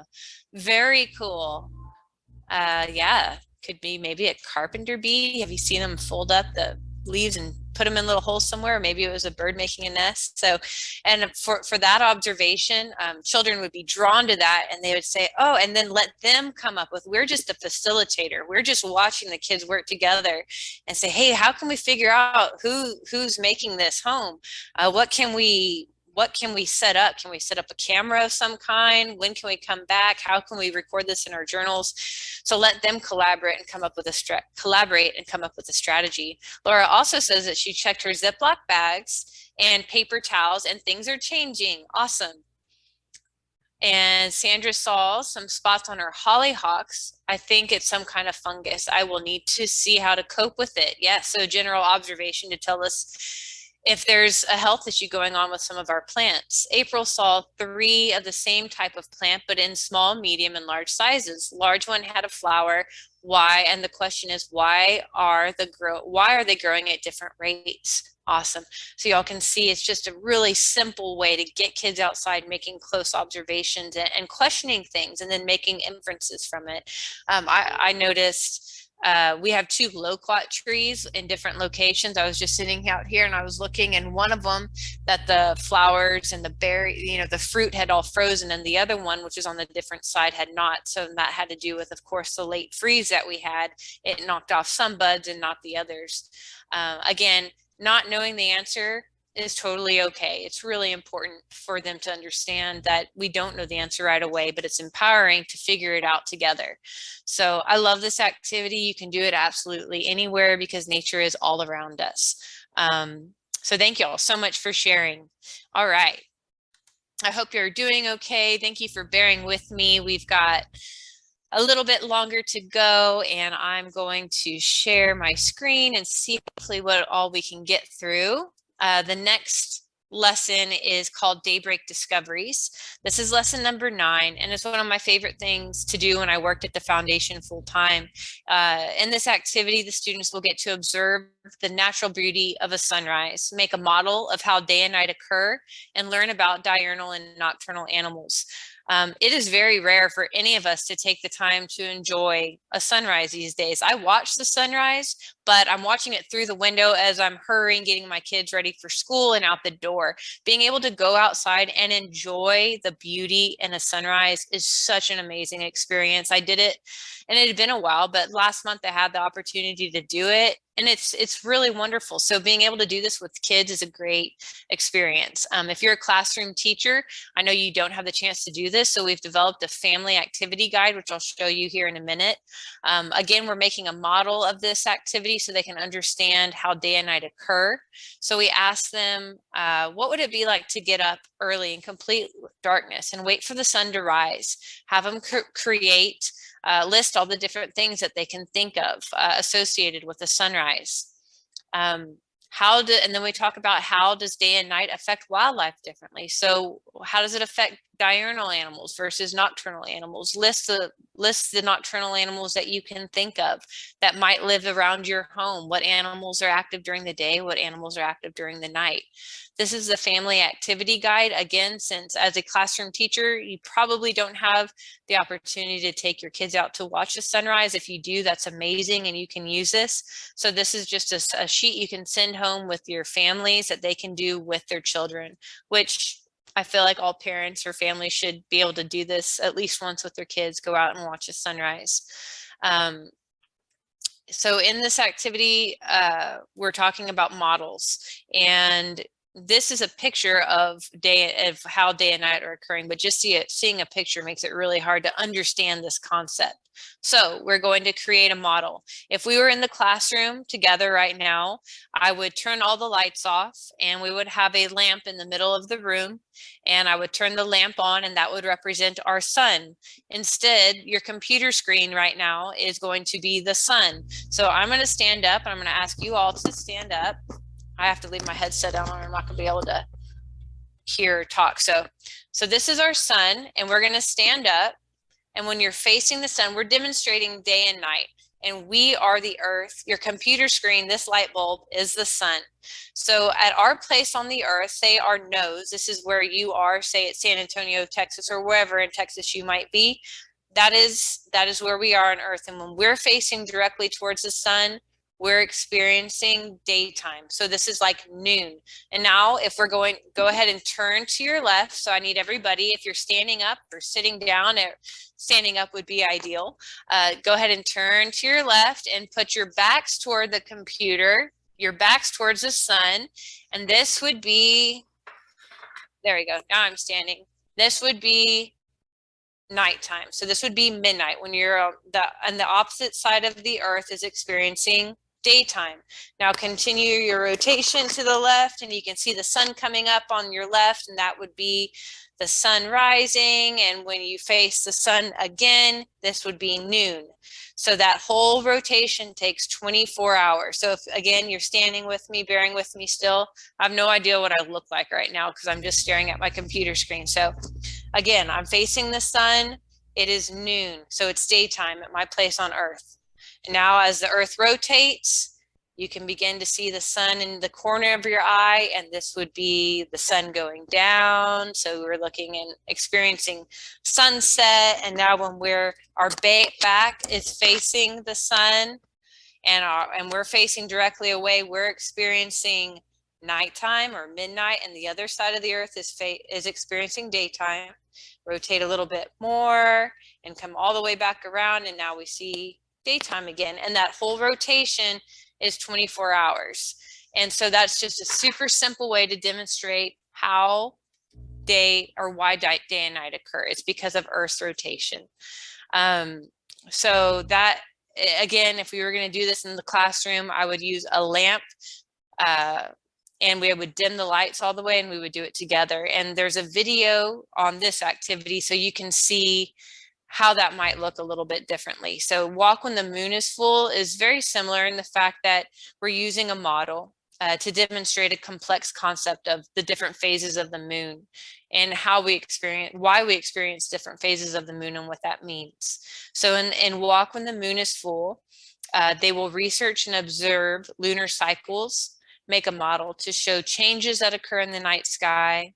They get to read stories about full moon adventures and then experience a full moon adventure, which is really fun. So these are the stories that are in this lesson. They're by Frances Hammerstrom, and you can buy the whole book. It's really good. I have it. It's called Walk When the Moon is Full. But her family would experience full moon hikes every month for a year, and they would write about their experiences. And so we've included some of those in here. And it is really powerful to go out for a full moon hike. If you've never had the opportunity to do it yourself, your senses are, you know, so alive in different ways in what you experience during the daytime. So again, since you can't have your students, likely, unless you're a parent doing this with your own kids, during a full moon and going out for a full moon hike, we've developed a family activity guide. So you can also give this to your parents to do with their children at home. And so it's just a lesson to do when the moon is full from home. Part of this, they get to howl like a coyote and hoot like an owl. They also get to look for different eye shine colors in animals. And one of the favorite things I used to do with the kids when I worked at the Welder Foundation full time was take them out on a full moon ride around the refuge and use flashlights and spotlights to look for different eye shine and try to identify the animals based on the color. So we'd look out into the wetlands and we'd see red eyes and we knew that was an alligator. And we'd look out and we'd see yellow eyes, yellowish greenish eyes, and we knew they were deer. And you look out and you see all the white eyes, and those are spiders. And so this was just a fun component to add to enhance the experience of walking when the moon was full and learning about the phases of the moon. So again, in the classroom, when we're learning about the lunar phases, sometimes we see this diagram and it's really hard to conceptualize what this really means and where there's any value or connection in this, but the children need to understand it. And so we can use a model to help them really experience it, to understand it better. So the video I'm about to show is from the National Science Teacher Association, and they put this video together because I could not create a video of this demonstration, but it's done really effectively in this one. And you can do this alongside your day and night activity. So I will play it for you real quick.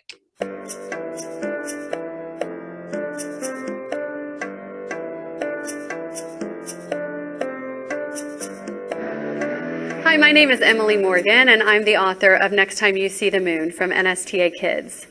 And I'd like to share a simple activity with you that can help you understand why the moon looks different at different times throughout the month. Why sometimes it looks like a banana, and other times it looks like half of a circle, and other times it looks like a big round ball. Well, to do this activity, you only need 4 simple things. You need a lamp with the shade removed, a white foam ball, a pencil, and a dark room. The darker the room, the better. Now in this model, the lamp is going to represent the sun, and of course the white foam ball is going to represent the moon, and your head is going to represent the earth. So let me show you how this works. We know that the moon orbits the earth. So in this model, I'm going to get the moon, the foam ball, to orbit the earth, my head. Notice that no matter where the moon is in its orbit, half of it is always lit up by the sun. But when the moon is in this position, I can't see any of the lighted side of the moon from Earth, my head. From this angle, you can see what I am seeing from Earth. We call this new moon. When it's new moon, we look up at the sky and we can't see the moon. It's there, but the side that's reflecting sunlight is away from us. Now, as I slowly make the moon orbit to my left, I can begin to see a tiny sliver of that lighted side. We call that a crescent moon. As the moon keeps orbiting, we can see more and more of that lighted side. We see half of the lighted half, which is a quarter moon. In this case, a first quarter moon. As we keep orbiting, we see almost the whole lighted side. We call that a gibbous moon. Then, when we can see the entire lighted half of the moon, that's a full moon. As the moon continues in its orbit, we begin to see less and less of that lighted side. We're back to a gibbous moon, but this time the light is on the opposite side.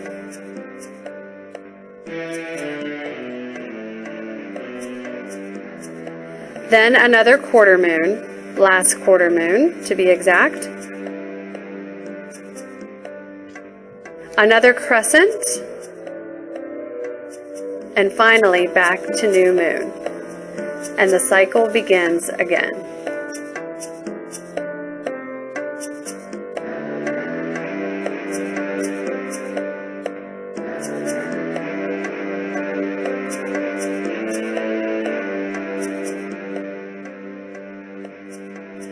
So why does the moon appear in different shapes throughout the month?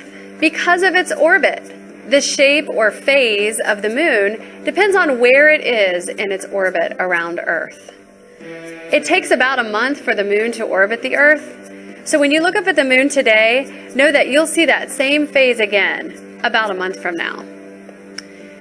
Thank you for watching, and I hope you give this activity a try. And I hope that you have a sense of wonder next time you see the moon.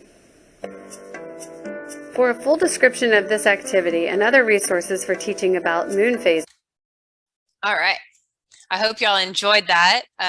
It's a really excellent activity to do in the classroom to really help enhance that understanding of the phases of the moon and then why day and night occur, and associate that with their experience. So before you do this model, have them go out and do the sunrise activity with their families. Have them do the walk when the moon is full activity with their families.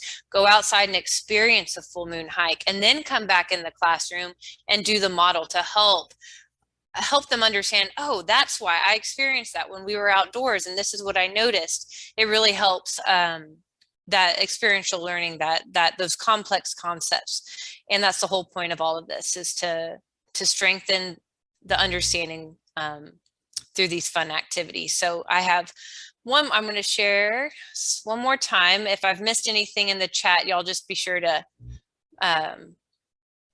just let me know. A few more I want to get us through before we open it up for sharing and questions. We are going to look at just a couple more, and the next one is called Who Lives in This Habitat? And it's our lesson number 7. And this lesson allows kids to conduct a biological survey to determine the biodiversity of the schoolyard or of their local environment, wherever it might be. They get to plan scientific methods and select appropriate equipment. They use journals to record observations and make graphs, and discuss if there's any ways that they can improve the habitat system in their schoolyard or their homes or whoever it might be. So what is a biological survey? We tell kids it's a count of living organisms in an ecosystem. It's used by biologists, ecologists, range managers, and other scientists to help them learn more about the populations, distributions, or natural history of organisms. And it involves using scientific methods. So conducting biological surveys are really, really important and very necessary.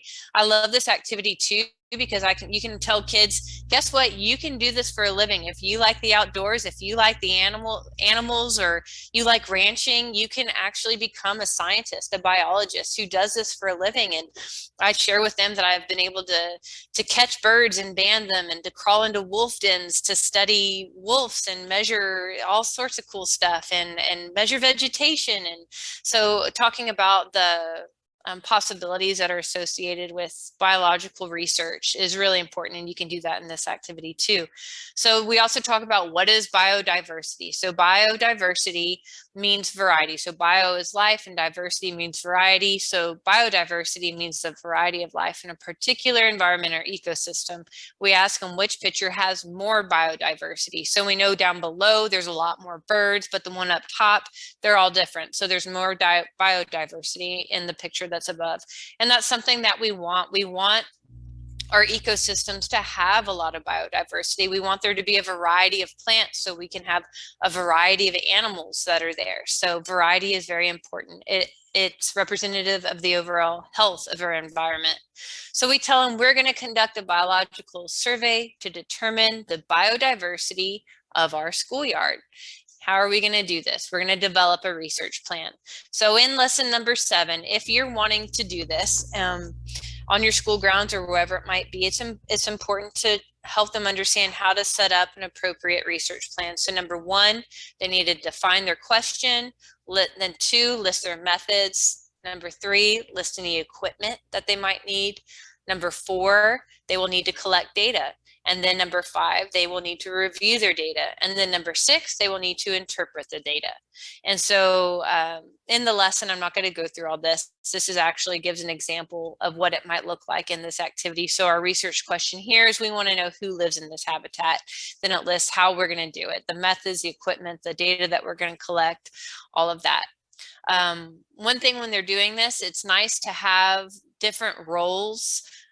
So in case a student doesn't want to catch, so in this one, we get to capture and measure invertebrates. So if a kid doesn't want to go out and catch bugs, they don't have to. They could be the recorder or the measurer or the equipment captain. So having these different associated roles is really important when you're having group work out in the field with students. Give them different roles.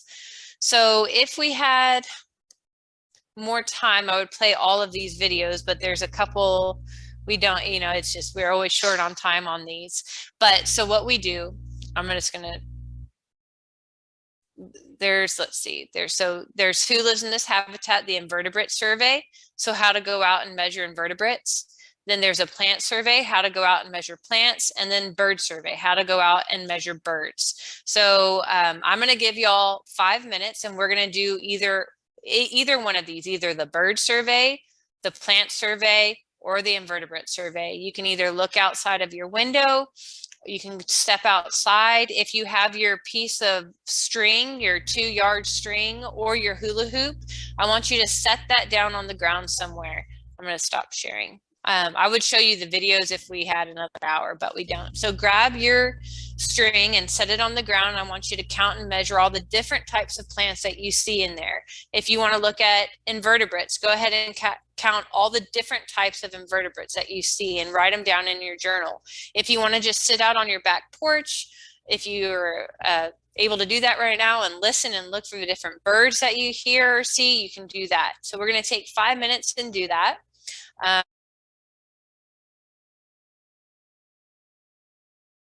Y'all had a chance to step outside and observe some things. I think I said 11:13 or just about there. So I stepped outside, and it always feels so nice to just get up and walk around. And I don't know, I probably took 3 minutes out there. I'll tell you, I did a bird survey really quick.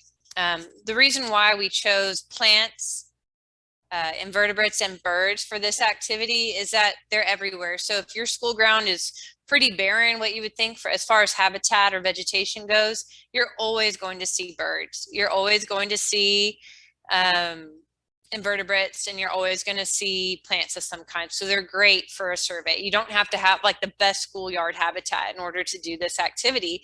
But again, depending on what you find or don't find, you can make, you can have the students come up with ways to improve their schoolyard habitat. So Victor said he saw rock pigeons, blackbirds, and wrens. Awesome.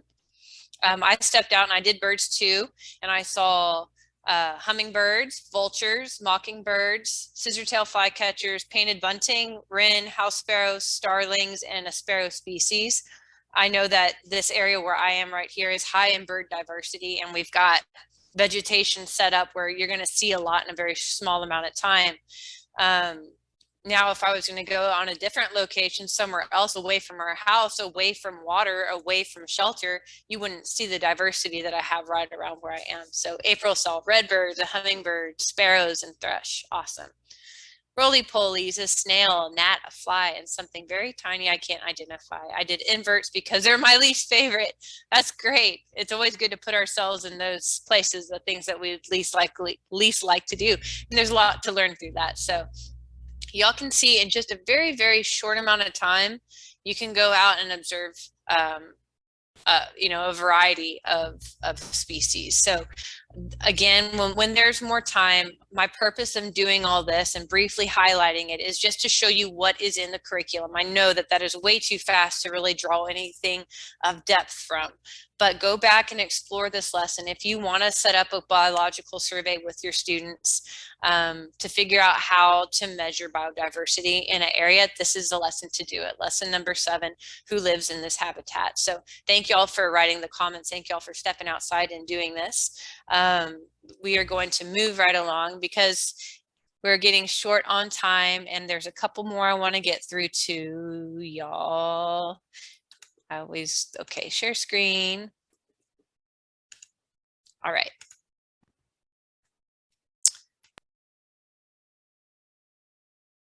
And again, those videos are there if you would like to see them later. So Next, we have lesson number 15, creeping and crawling with my soil critters. So Laura, might be another one of your least favorite with invertebrates, but soil organisms, so much fun for kids. They love it. And so in this activity, they get to make observations of soil organisms, use critter cards to learn about soil organisms and their environments, demonstrate movements and interactions of soil organisms through role play, and create a soil food web to illustrate how soil organisms interact. Big question in this one is, why should kids care, or how do we help kids care about soil? How do you make teaching soil exciting? This is a lesson to help do that.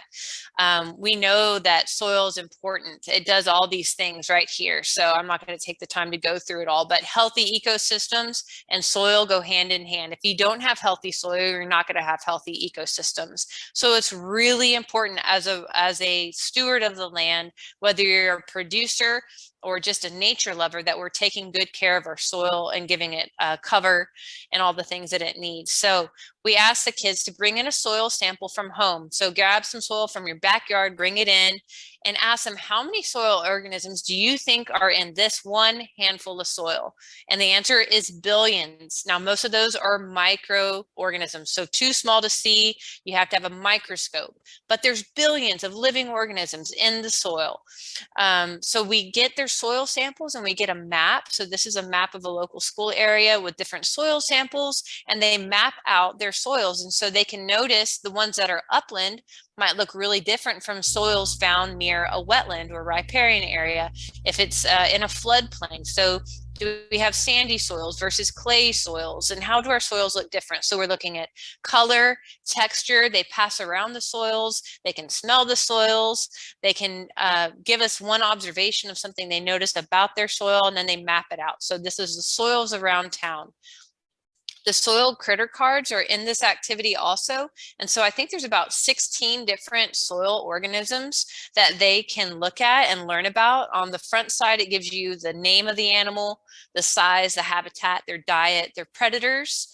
And then on the back is a description about that animal. So they can do a role-playing game, becoming their soil organism, but then they also get to create a soil food web. So y'all may have done this activity for regular food chains, food webs before, but this one is specific for soil organisms.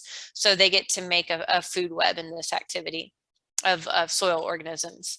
And then if y'all went out for your Who Lives in This Habitat activity and collected bugs, so we give them, in that lesson, by the way, we give them nets, we give them bug viewers, we give them hand lenses, we collect insects, and we bring them back in the classroom.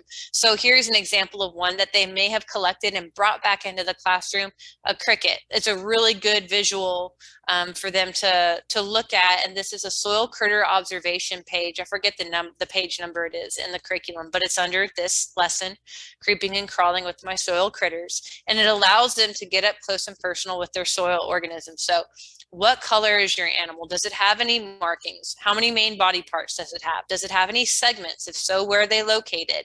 Tell me about the legs. Tell me about the antennae. Tell me what do those so here we notice the bristles on the back side of the hind legs of the cricket. What are those for?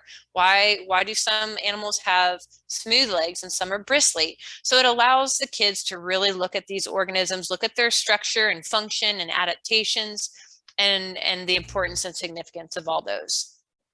So that was, again, Creeping and Crawling with My Soil Critters. And this next one, I love this activity. It's called Grow Grass Grow. And similarly to Creeping and Crawling with My Soil Critters and Why Should We Care About Soil, this one is Why Should We Care About Grass? So in this activity, they get to learn about the structure and function of a grass plant through role play. They describe how adaptations of plant structures help plants survive, grow, and reproduce. They demonstrate how regrowth occurs after grazing, and they interpret how rangeland management affects plant growth. So this, again, this is all about stewardship. And as the land manager, we are in charge of rotating those animals, getting them off the pasture and allowing that plant to be healthy. It's our responsibility. And so we want kids to be able to look outside as they're driving down the highway and say, okay, that grass is not just grass. It has a very important purpose. That soil is not just soil. There's a very important purpose there. So that's the purpose of these activities, is just to get them excited about it and learn more about them. So again, why should I care about grass? We show them this diagram of a grass plant, and in the activity right before this one, lesson number 19 is called Tisket, Tasket, What Plants Are in My Basket, and they get to collect plants and make a plant press. If you've ever done that before, you know how great it is to do with kids. But this one is specifically looking at grasses. So here's a pressed grass plant here on the left, and on the right, you can see the different parts of the plant that are described. And so, you know, students probably know the stem and the leaves and the roots, some of these general things, but what we want them to understand through this activity is what function do those have? So why is the stem of the plant important? What do the leaves do? What do the roots do? And there's an additional parts of the grass plant here as well. So here is the grass cards. So there are, I think, 12 altogether, the different parts of the plant. So here we have the crown, the roots, the stem, the leaves. So we give a card to each of the kids. They have to learn about their part of the plant. So here, the crown, I'm just going to read one of them. So the crown, they would read to their classmates. The crown is the base of the grass plant. It connects the roots and the shoots. It's essential for the perennial growth of the plant because this zone is an overwintering tissue which allows for regrowth after grazing by livestock. It produces new shoots. Carbohydrates are stored in the crown as an energy source for the growth when photosynthesis is not possible.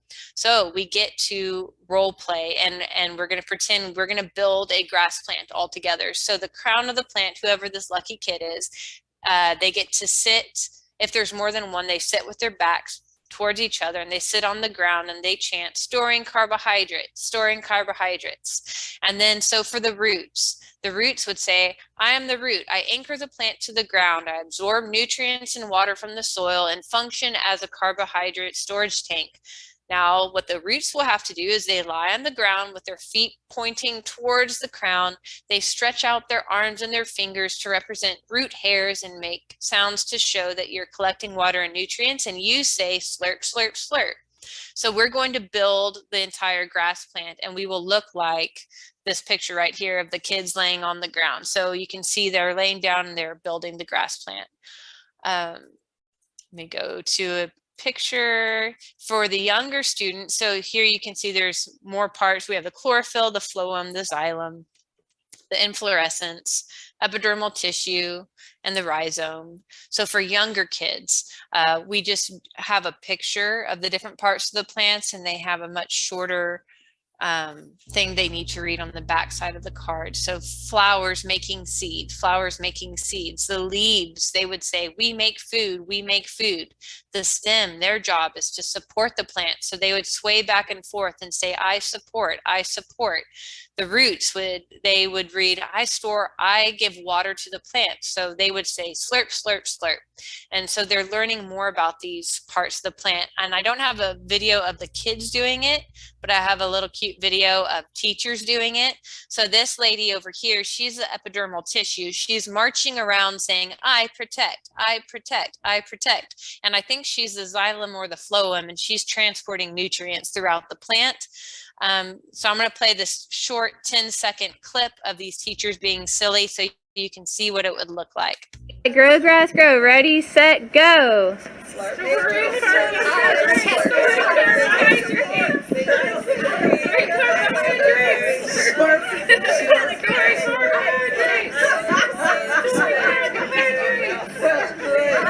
So I know that is super goofy, but I wanted y'all to see how you could do that with the kids.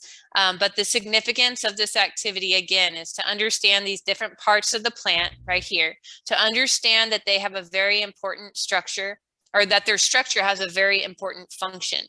And bringing this back to rangeland conservation and management is that it's our job to manage these plants. If I was a cattle cattle rancher, as we are, and we have all of our grass. We want to cover our soil with as much healthy vegetation as possible. When we have these cattle out there munching the grass down, when it gets to about halfway down on the plant, we want to make sure we rotate those animals so we can allow that grass to rest and recover.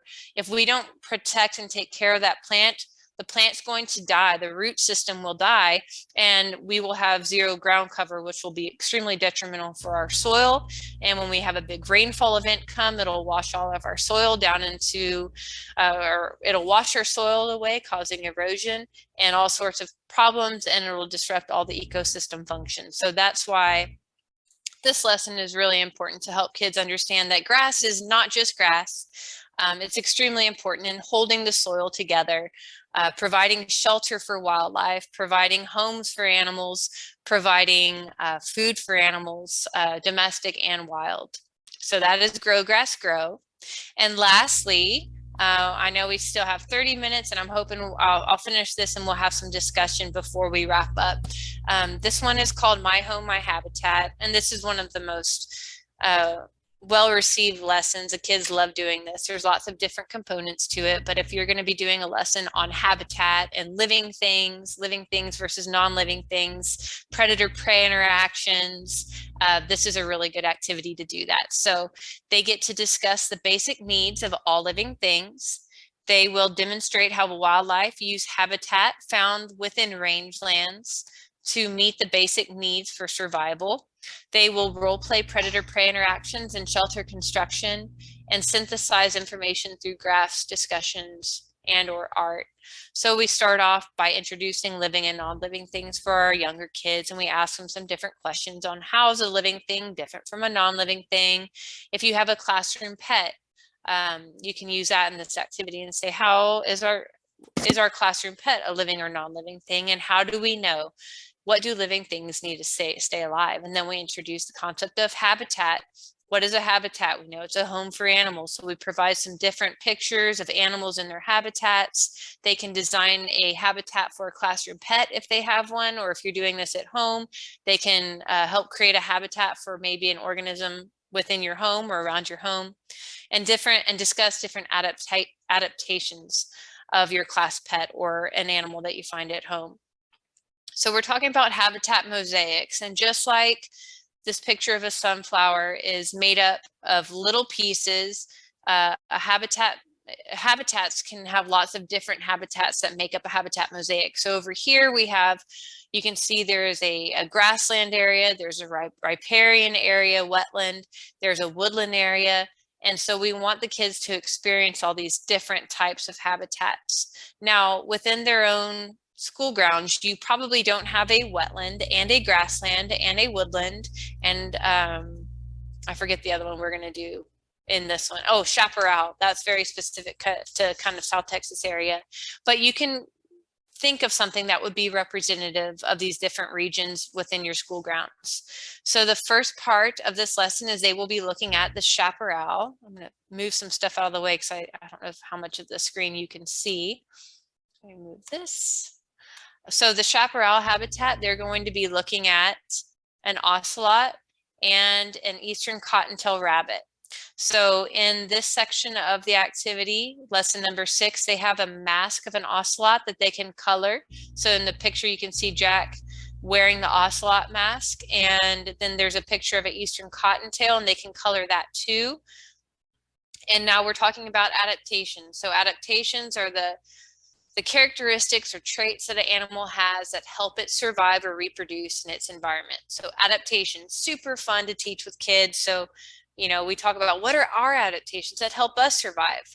What is an adaptation of an ocelot that helps it survive? So we know it has its claws and its ears and its camouflage. And eastern cottontail rabbit, what do they have to help them survive? Their big ears to hear, their big eyes,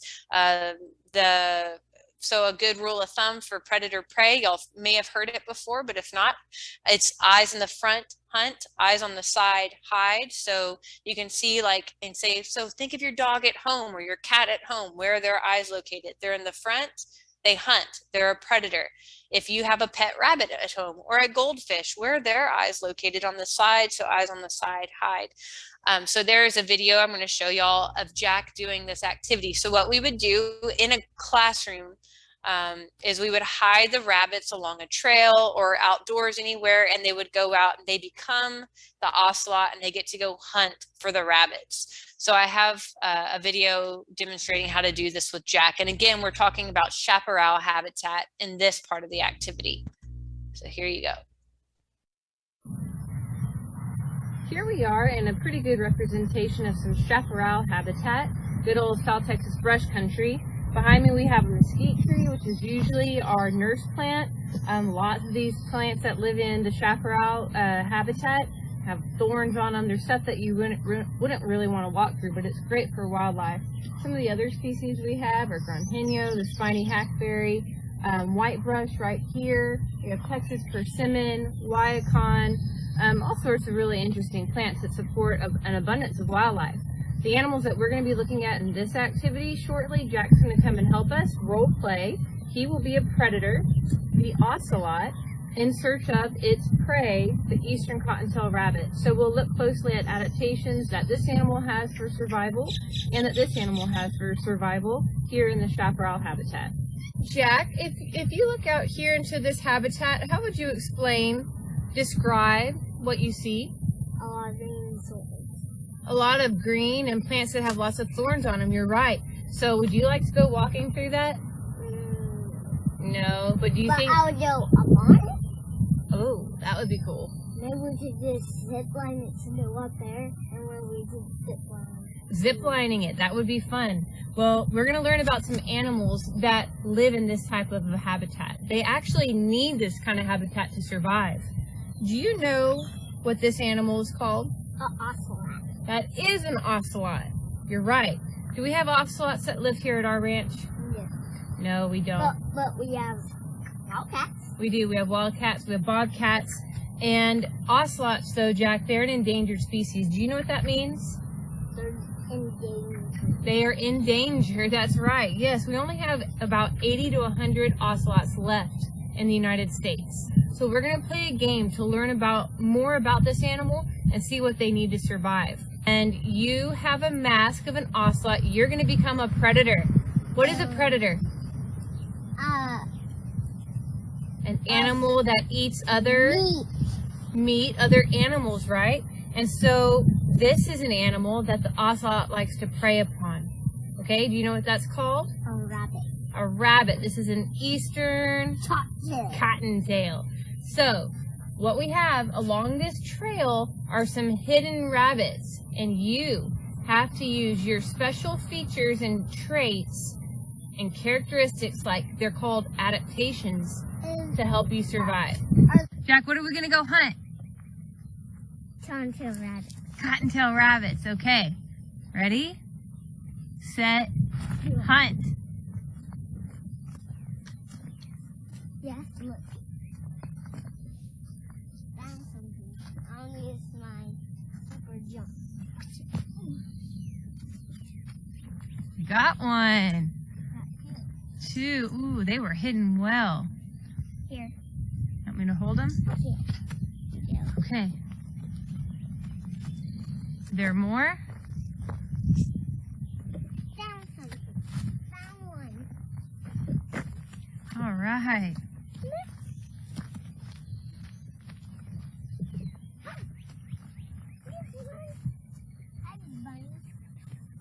Can we hide these on my heel? Yeah. Do we find this? Good job. Yep, that was all of them. Okay, come here. All right, Jack. Let me ask you something. Here, you got them all? Okay, I have to ask you a question first.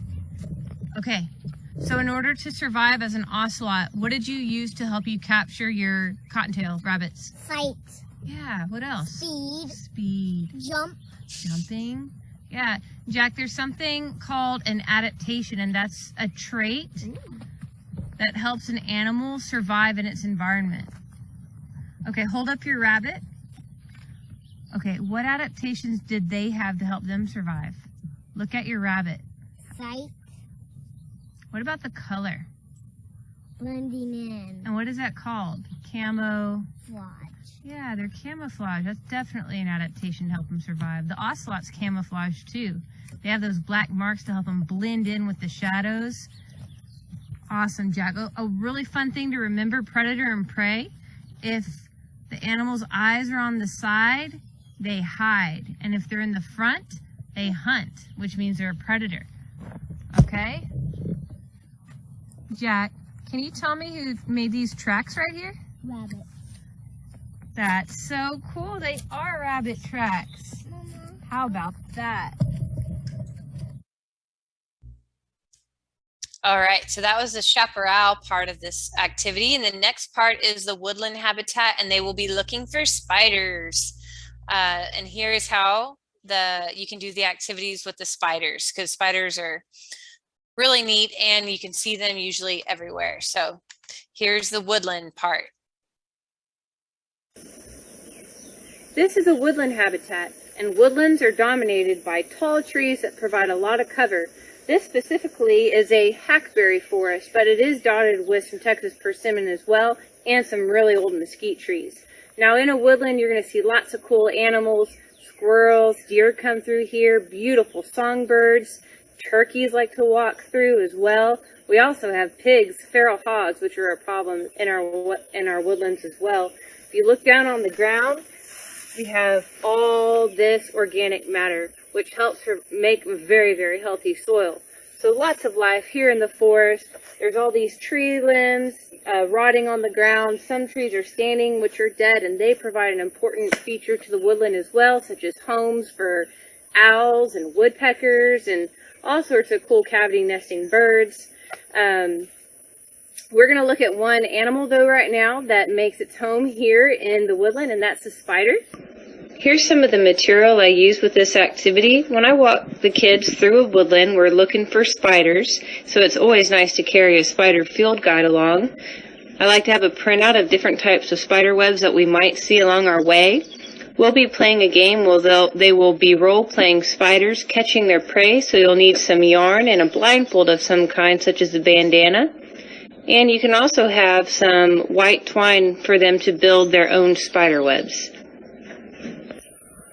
Alright, so we're down here in the woodland and Jack is building an awesome spider web. We observed some spiders overhead. Jack, there's over 35,000 different species of spiders in the world. Now, do they all make the same kind of a spider web? No. No. Some are on the ground, some are up in trees, some are funnels, some are cobwebs, but they're all used for what? Capturing food, right? What do spiders rely on to capture their prey? Do they see very good? Jack, do spiders see very well? No. They rely on their sense of Touch. to capture their prey. You're right. You're doing a great job. Thank you. All right, Jack, so I'm a spider, and you're going to be my prey. Now, I can't see you very well. I have to rely on my sense of what to catch you? Touch. Touch. So I'm going to blindfold myself, and then I'm going to hold on to the string. This is going to be my web. Now, you're going to come and touch this without trying to be detected, and I'm going to try to catch you if I can feel you, okay? So. Ah, I got you. No, you didn't. Okay, now you're the spider. Okay. Okay, ready? I'll hand you the web. Okay, don't peek. I see. Okay, stand right here. Let's just grab on. Here you go. Grab on real tight. Where's the other one? And grab on real tight. Okay, you can't see me, right? All right, I'm going to try to touch the web without being caught. Are you touching it? Yeah! You got me! Yeah, so spiders rely on their sense of touch and their cool spider webs to help. All right, so that was the woodland, and the kids love doing that as a class and getting each other out, becoming the spider, becoming the prey.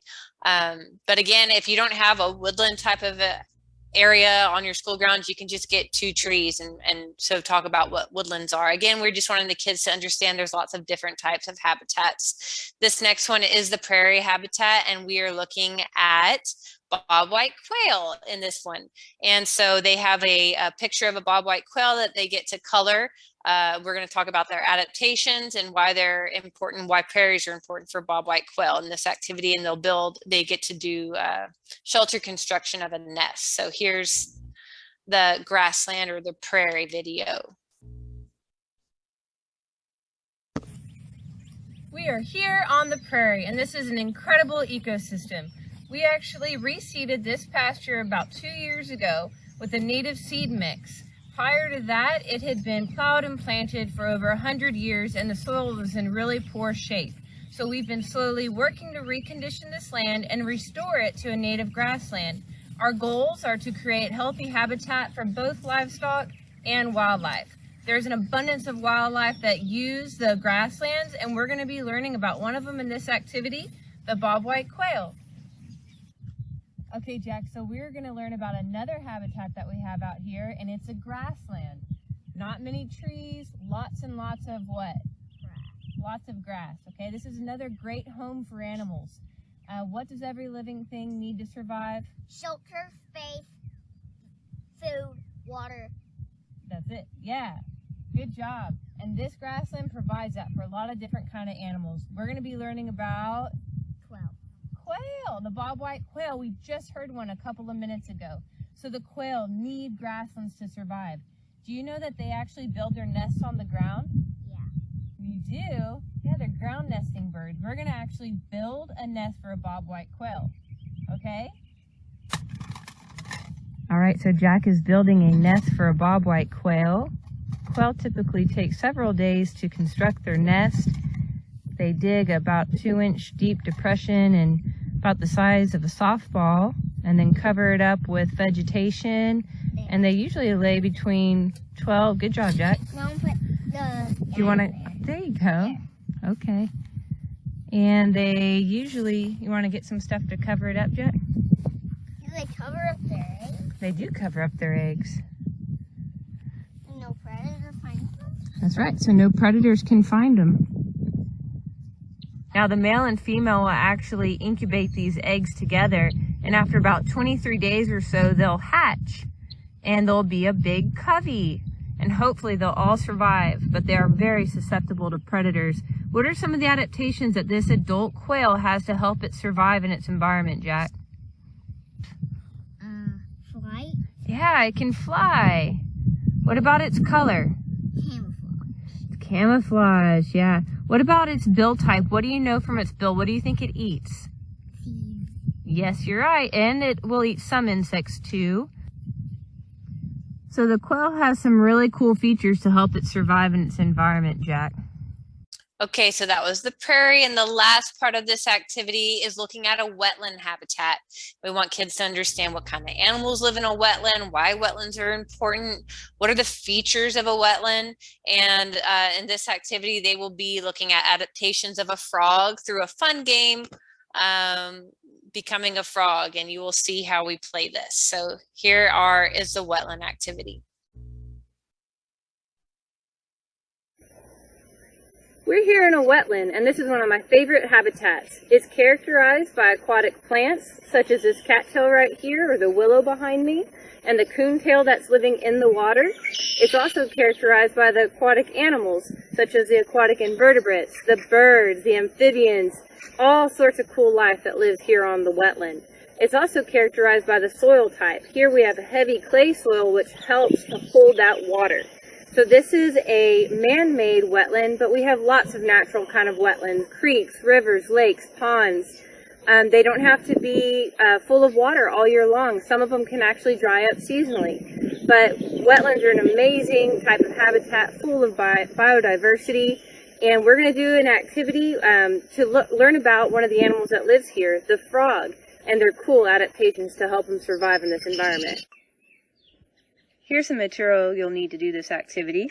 We have a green paper plate with a white flower, which represents our lily pad. Our party blower has a piece of Velcro at the end of it. Our insect cards have insect stickers. These are laminated, and there's also another piece of Velcro on them. You'll notice on the back of these cards, on some of them, there are some different colored dots. Now, if you choose to, you can introduce pollution with this activity. We know that frogs are an indicator species of wetland health.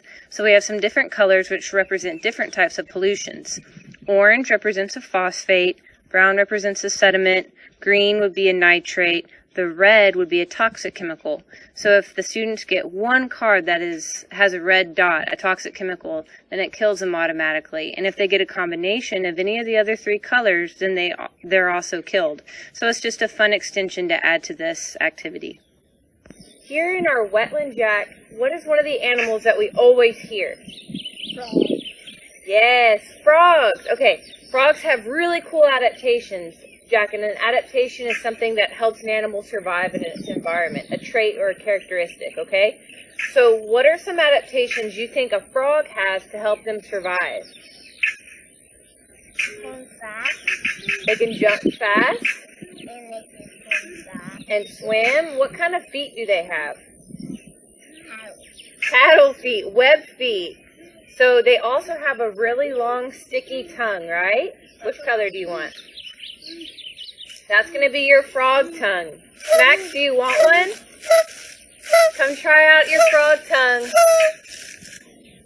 Okay, so don't... No, we're not going to share.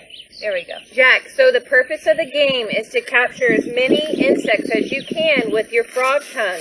You can only take one at a time and put it on your lily pad and then hop to another one and put it back on your lily pad, okay?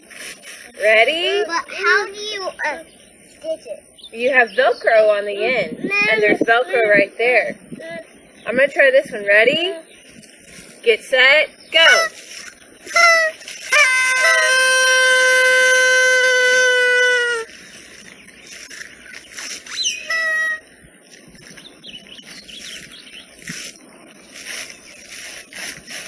That one. Get one, Max. Now you can pull it off with your hand. Another one.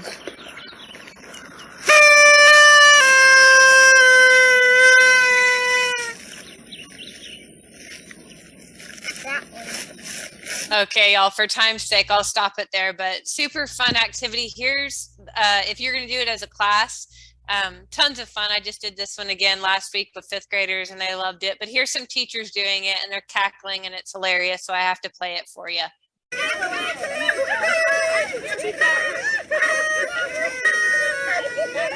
And it rolls up. It rolls like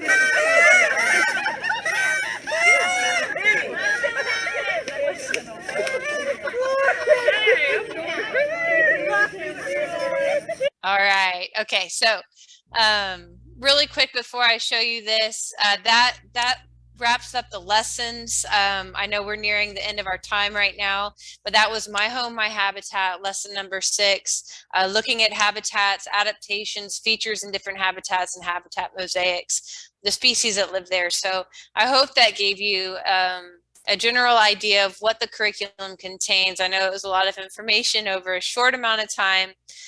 If you are interested in participating in a full workshop, we'll spend more time and look at some different activities. These are the dates that we have for the summer at the different regional service centers. I also wanted to be sure to mention that there will be a workshop at the foundation if you're interested in birds. It's called Birds in the Classroom, and part of that is virtual and part of it will be in person at the Welder Foundation.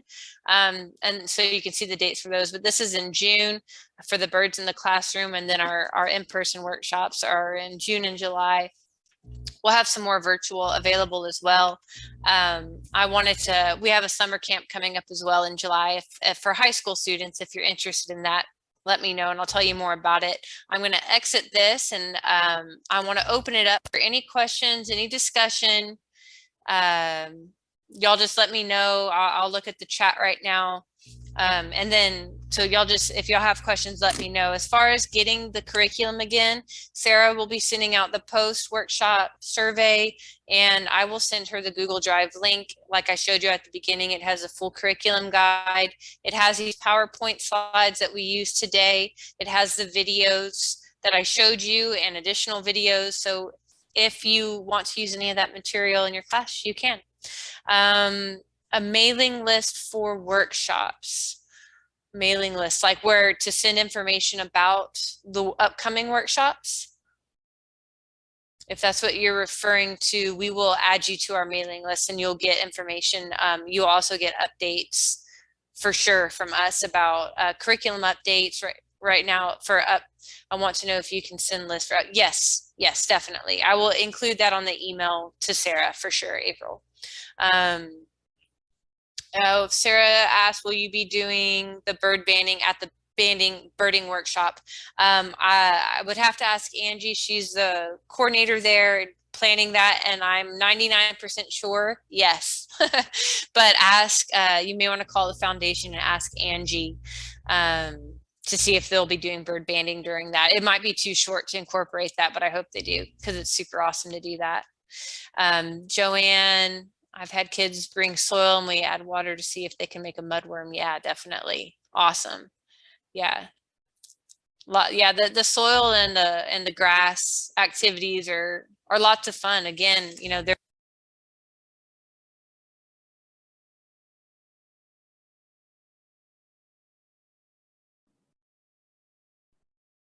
Mandy, I think we lost your audio.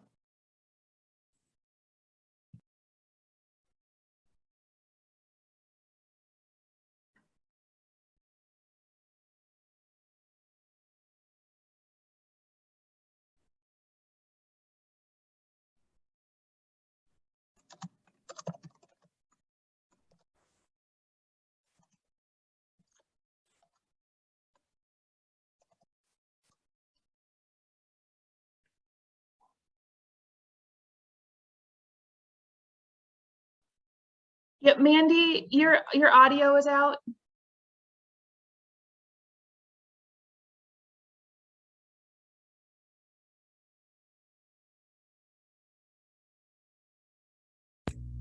Can you hear me now? Yes. Let me take this off.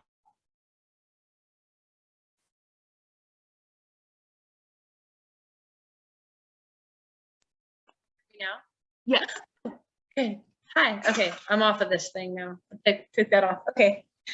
We're closing. I was going to open it back up to Sarah, see if there's anything else that I failed to mention. Please let me know, Sarah. And if anybody else has any questions, just let me know, but thank you. Yeah, thank you so much for doing the webinar today. I'm going to go ahead and put the link for our next webinar, which is on May 4th. It's on green gentrification and equity in Texas cities. And would love for you all to join us for that. This is going to be our last teacher workshop for this school year. However, we are already planning some for starting kind of late summer and then into the fall. So we're really excited to have all of you. In addition, our June webinar is going to be with Dr. Sandra Johnson, who is on here today and helped write this curriculum. And so she's going to be doing a webinar on basically how to create curriculum. So if any of you are interested in that, please check out our website. The registration for that webinar is open as well. And we'll be sending out, you'll get an email from Alice, who is our education events coordinator. She wasn't here to be able to be here today, but she'll be sending you all a follow-up email early next week that'll include all of these resources as well as the recording. Awesome. Thank you again, Sarah and Texas Children and Nature Network. I'm so appreciative. Thank you all so much for spending the time.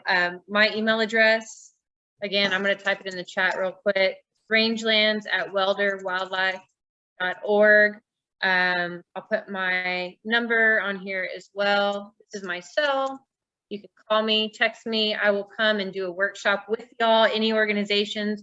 All I care about is, working together, partnering. If y'all like me to come, I'll travel, and we'll, doing this obviously in person is a lot more effective and fun, but grateful for the opportunity to do it virtually as well. So thank you guys so much and have a wonderful rest of your weekend, and we'll get this material sent to y'all as soon as we can. Thank you, everyone, and go outside and enjoy the day. Yes. All right, bye everyone.